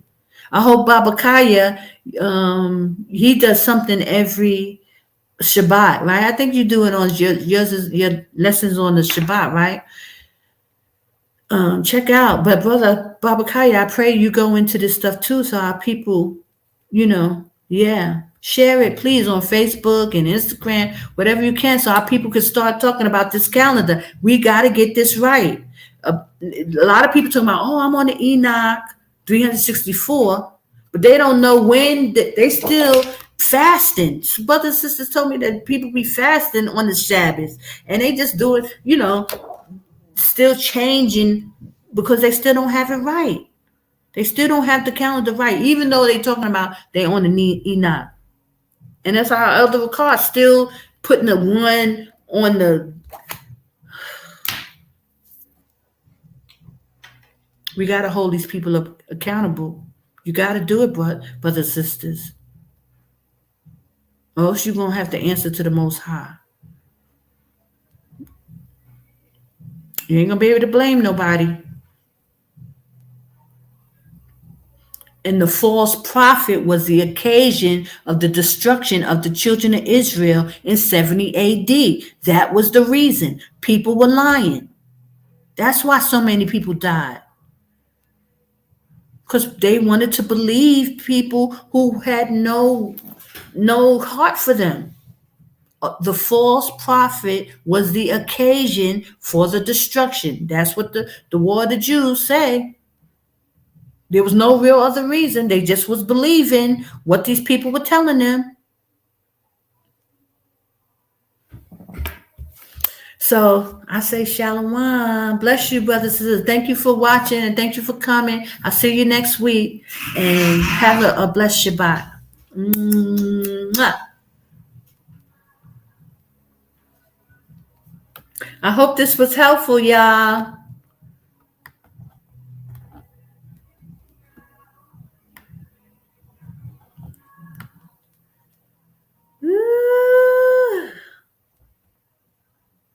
Okay. I'm gonna play some music.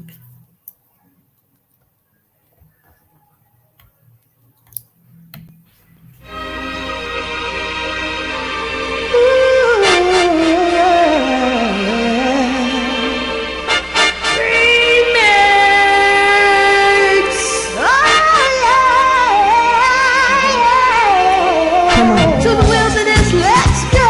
Babylon about to fall. You better pack them bags and grab them kids if you know what I know. To the wilderness, let's go.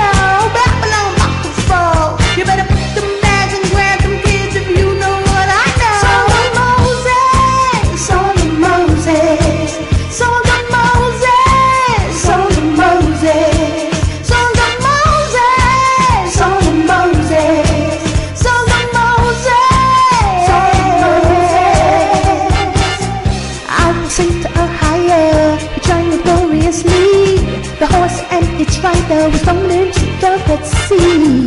AHAYAH is my strength, AHAYAH is my song. He is my salvation, my power, I built his habitation.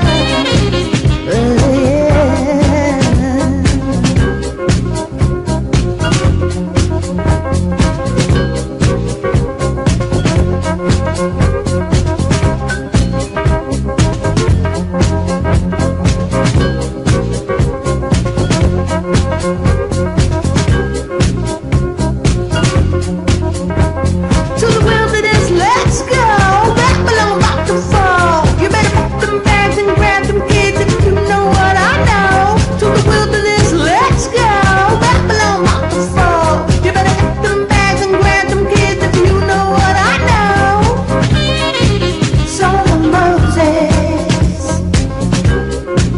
song of Moses, song of Moses. Son of Moses, AHAYAH, AHAYAH, AHAYAH, AHAYAH, AHAYAH is my strength, AHAYAH is my strength, AHAYAH, AHAYAH.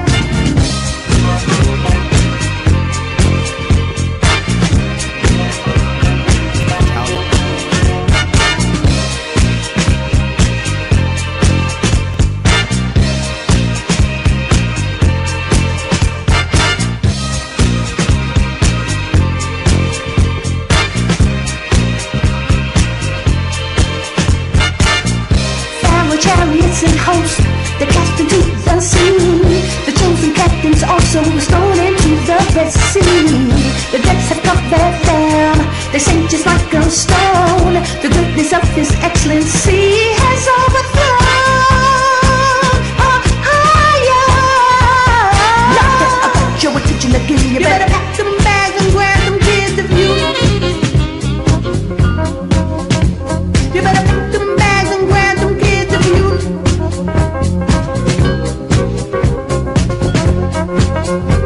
You better pack them bags and grab them kids if you know what I know. Song of Moses, song of Moses, song of Moses, song of Moses, song of Moses, song of Moses, song of Moses, song of Moses. You better. You better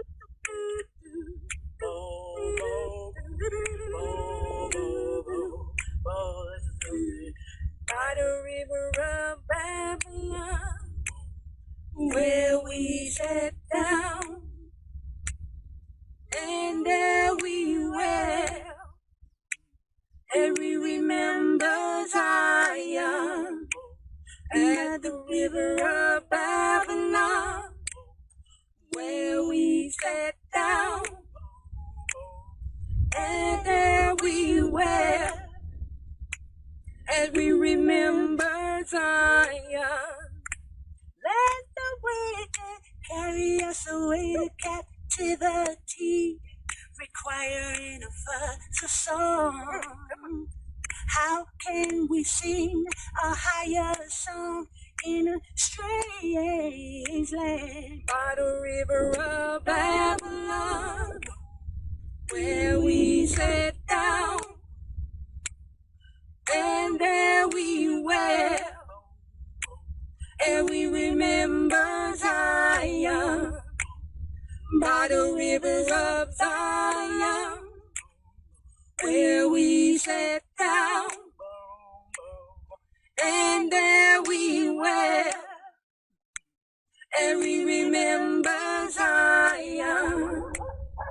Let the words of my mouth and the meditation of my heart be acceptable in a higher sight, my strength and my redeemer.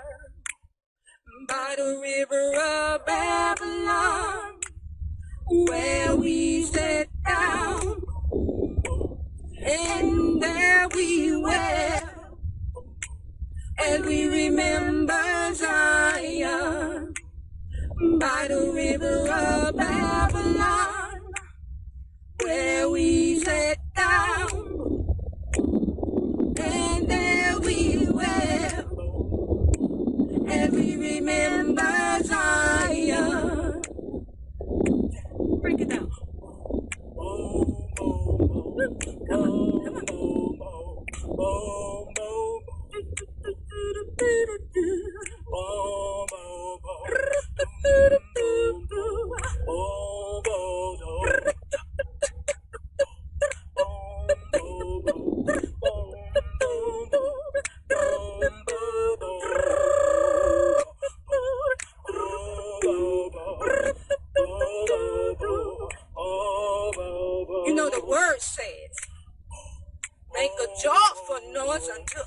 Yashaya, all ye late. So come on, sister, let's make a joyful noise. Come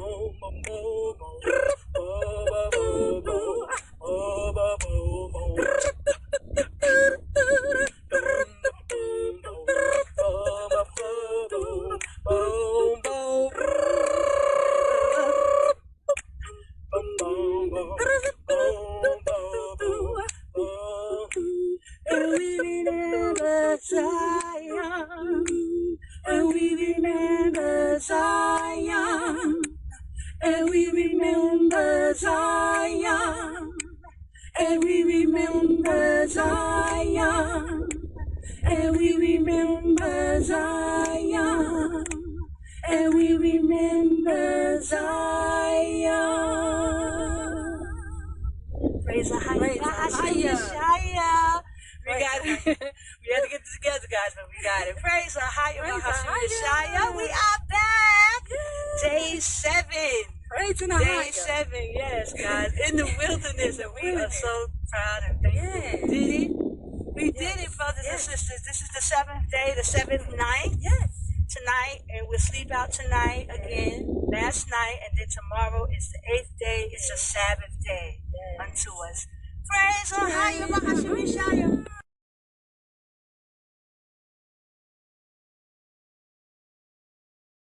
Daughters of Zion like diamonds and pearls, far above rubies and precious jewels. Crown on my head, cause we're brought with a price. We are the daughters. Praise AHAYAH. Praise AHAYAH. Praise AHAYAH. Wait, can I give my testimony?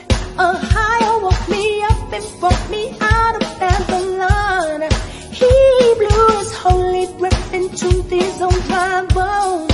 Ooh, I started dancing, I started singing. I praise his holy name. I said, AHAYAH woke me up. AHAYAH turned me around. AHAYAH blew his holy breath and brought me to holy ground. AHAYAH changed my life, then his only son. I got to raise my head. Praise AHAYAH. I got to raise my head. Praise AHAYAH.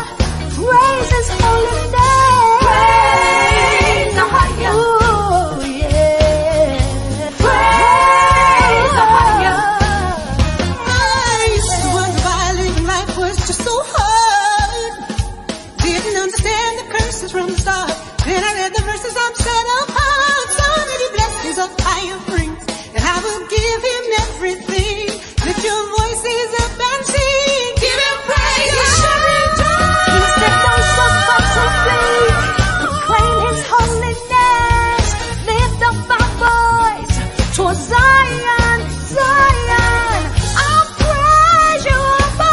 I'll give you all the glory. AHAYAH, Bahashem Yashaya. Praise AHAYAH. Ooh, praise your holy name. Praise AHAYAH. I'll give you all the glory.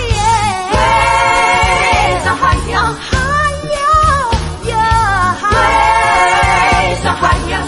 Yashaya. Make a joyful noise unto AHAYAH, all ye land. Serve AHAYAH with gladness. Come before his presence with singing. Know that AHAYAH, he is good. Everything that has breath, praise AHAYAH. Come on, y'all, and magnify his name with me. Throw your hands up and give him praise. He is worthy of all the praise. Praise AHAYAH. Oh, come on, y'all, let's praise. Praise AHAYAH. Oh, he worthy to be praised. AHAYAH. Oh, throw your hands up and praise him. Praise AHAYAH. Oh, I'm coming in and joining in and put my praise up. Watching Israel come together to stop the raise up. It's gonna be the biggest, illest party in the wilderness. Everybody bring your tents, it's gonna be real tense. Everybody shout, AHAYAH, come up, put your wine up. 400 years of slavery and now it's time up. Keep it within the borders, that's AHAYAH orders. You know AHAYAH calls it, it's coming only here to do the trust. AHAYAH, it's gonna be no wickedness. AHAYAH, it's gonna put you to the test. AHAYAH, and I'ma dance like David and be like Miriam in the wilderness with timbrels and shakers.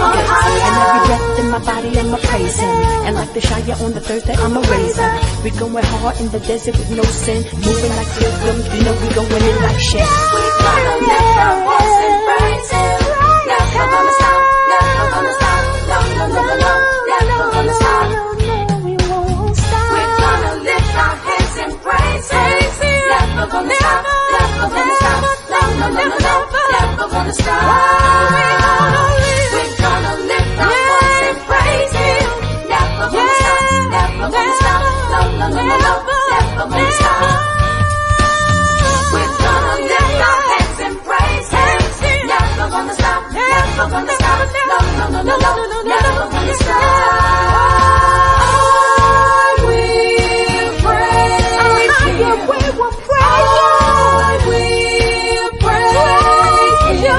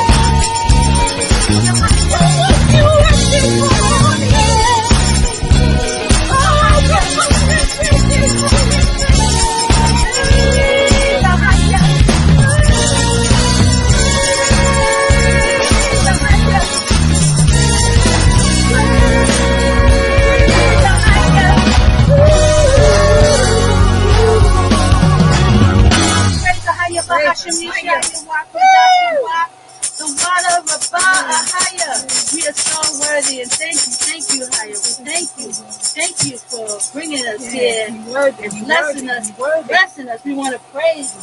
Praise him. He is worthy. The water of God. Thank you, guys. Daughters of AHAYAH, bring the fire. Hear me now. Let's go, Yashaya. Let the Holy Spirit lead. That's right. Qadash, Rawach. AHAYAH, bring the fire. Your will drop the beat.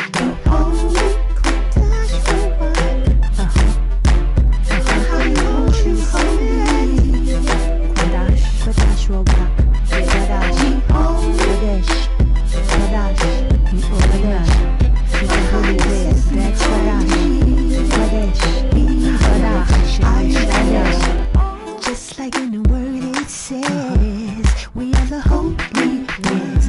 Don't cry, pick up your head. He sent his holy son, Yashaya, and by his emperor, he crushed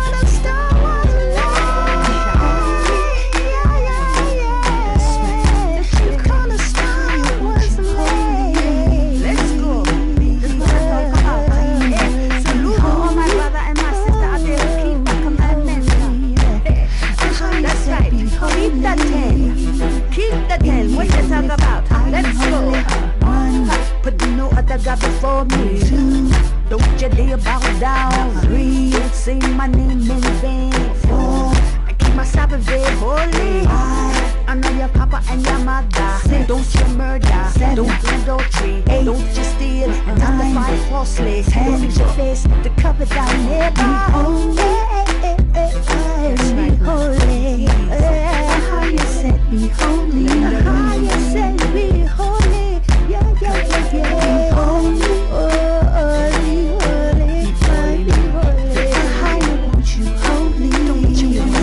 Don't you wanna say I am holy? Let's go. What Allah sa'abad Shalala kwa kasa haya shaba shawam Saka hashabaf la Qadash wa Kabad abaka wa amaka Shashara tazak La'a na'ab La'a gana Shaya a'ayna shakwa Sharamaka Shara lava aita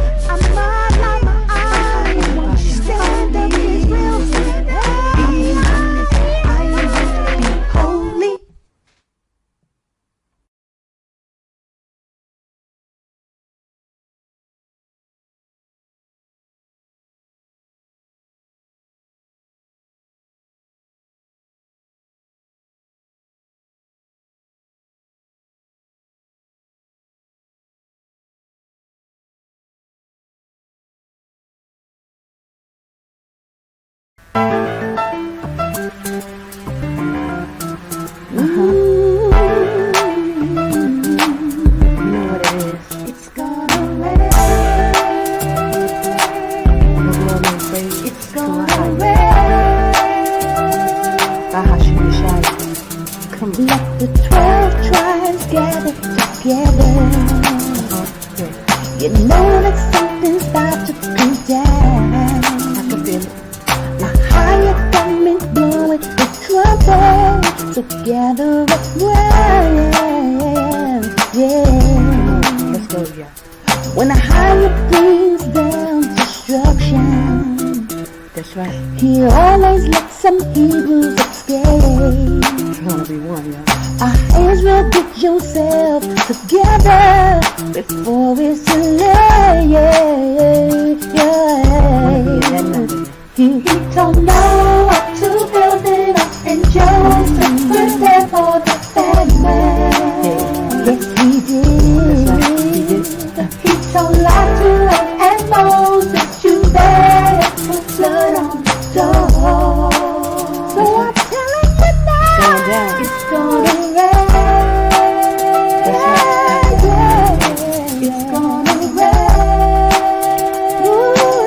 Brimstone with fire, y'all. It's gonna rain.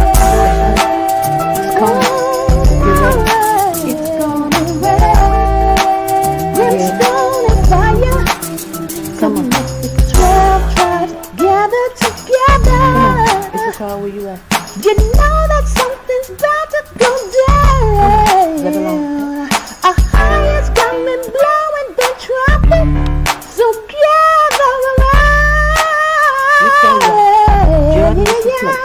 He told Noah to build it up and Joseph prepare for the famine. Yes, he did, yeah. He told Lot and Moses, you better put blood on the door. So I'm telling you now, it's gonna rain. It's gonna rain. Get yourself together. It's gonna rain. It's gonna rain. Come on. Listen. As in the days of Noah, so shall the Son of Man be. It's gonna rain. As in the days of Noah, so shall the Son of Man be. It's gonna rain. As in the days of Noah, so shall the Son of Man be. Yashaya coming. All in the days of Noah, so shall come the baby. Yashaya coming. Come on. Y'all know what it is. Babylon is finished. Come on. We're going to be praising the higher. Okay, enjoy. Jordan is the place. Let's go. You ready? Come on. It's going down. It's going down. Get out of Babylon.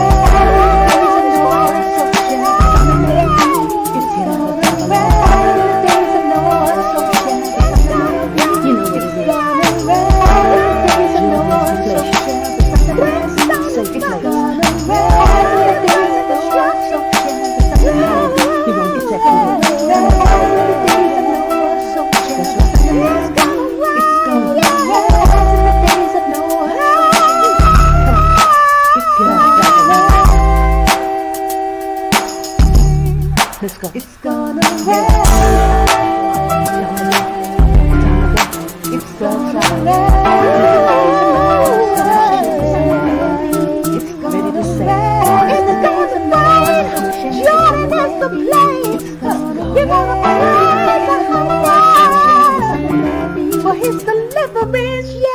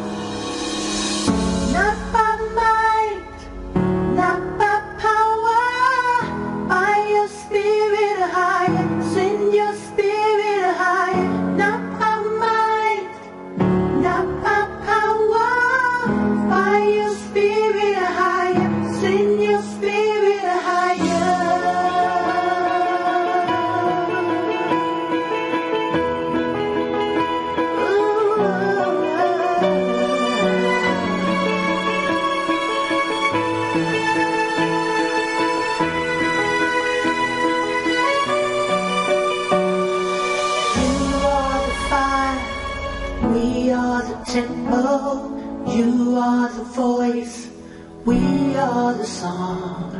You are power, we are your people. You are the light, we stand in awe. We stand in awe of you.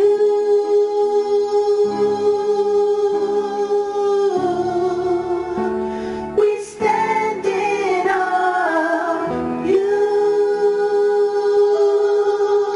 Not by might, not by might, oh yeah, not by power, by your spirit higher, send your spirit higher. Not by might, not by power, by your spirit higher, send your spirit higher.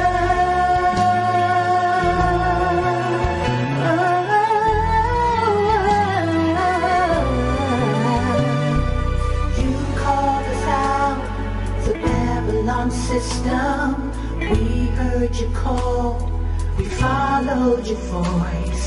Grace upon grace, mercy on mercy that you gave to us. We came alive.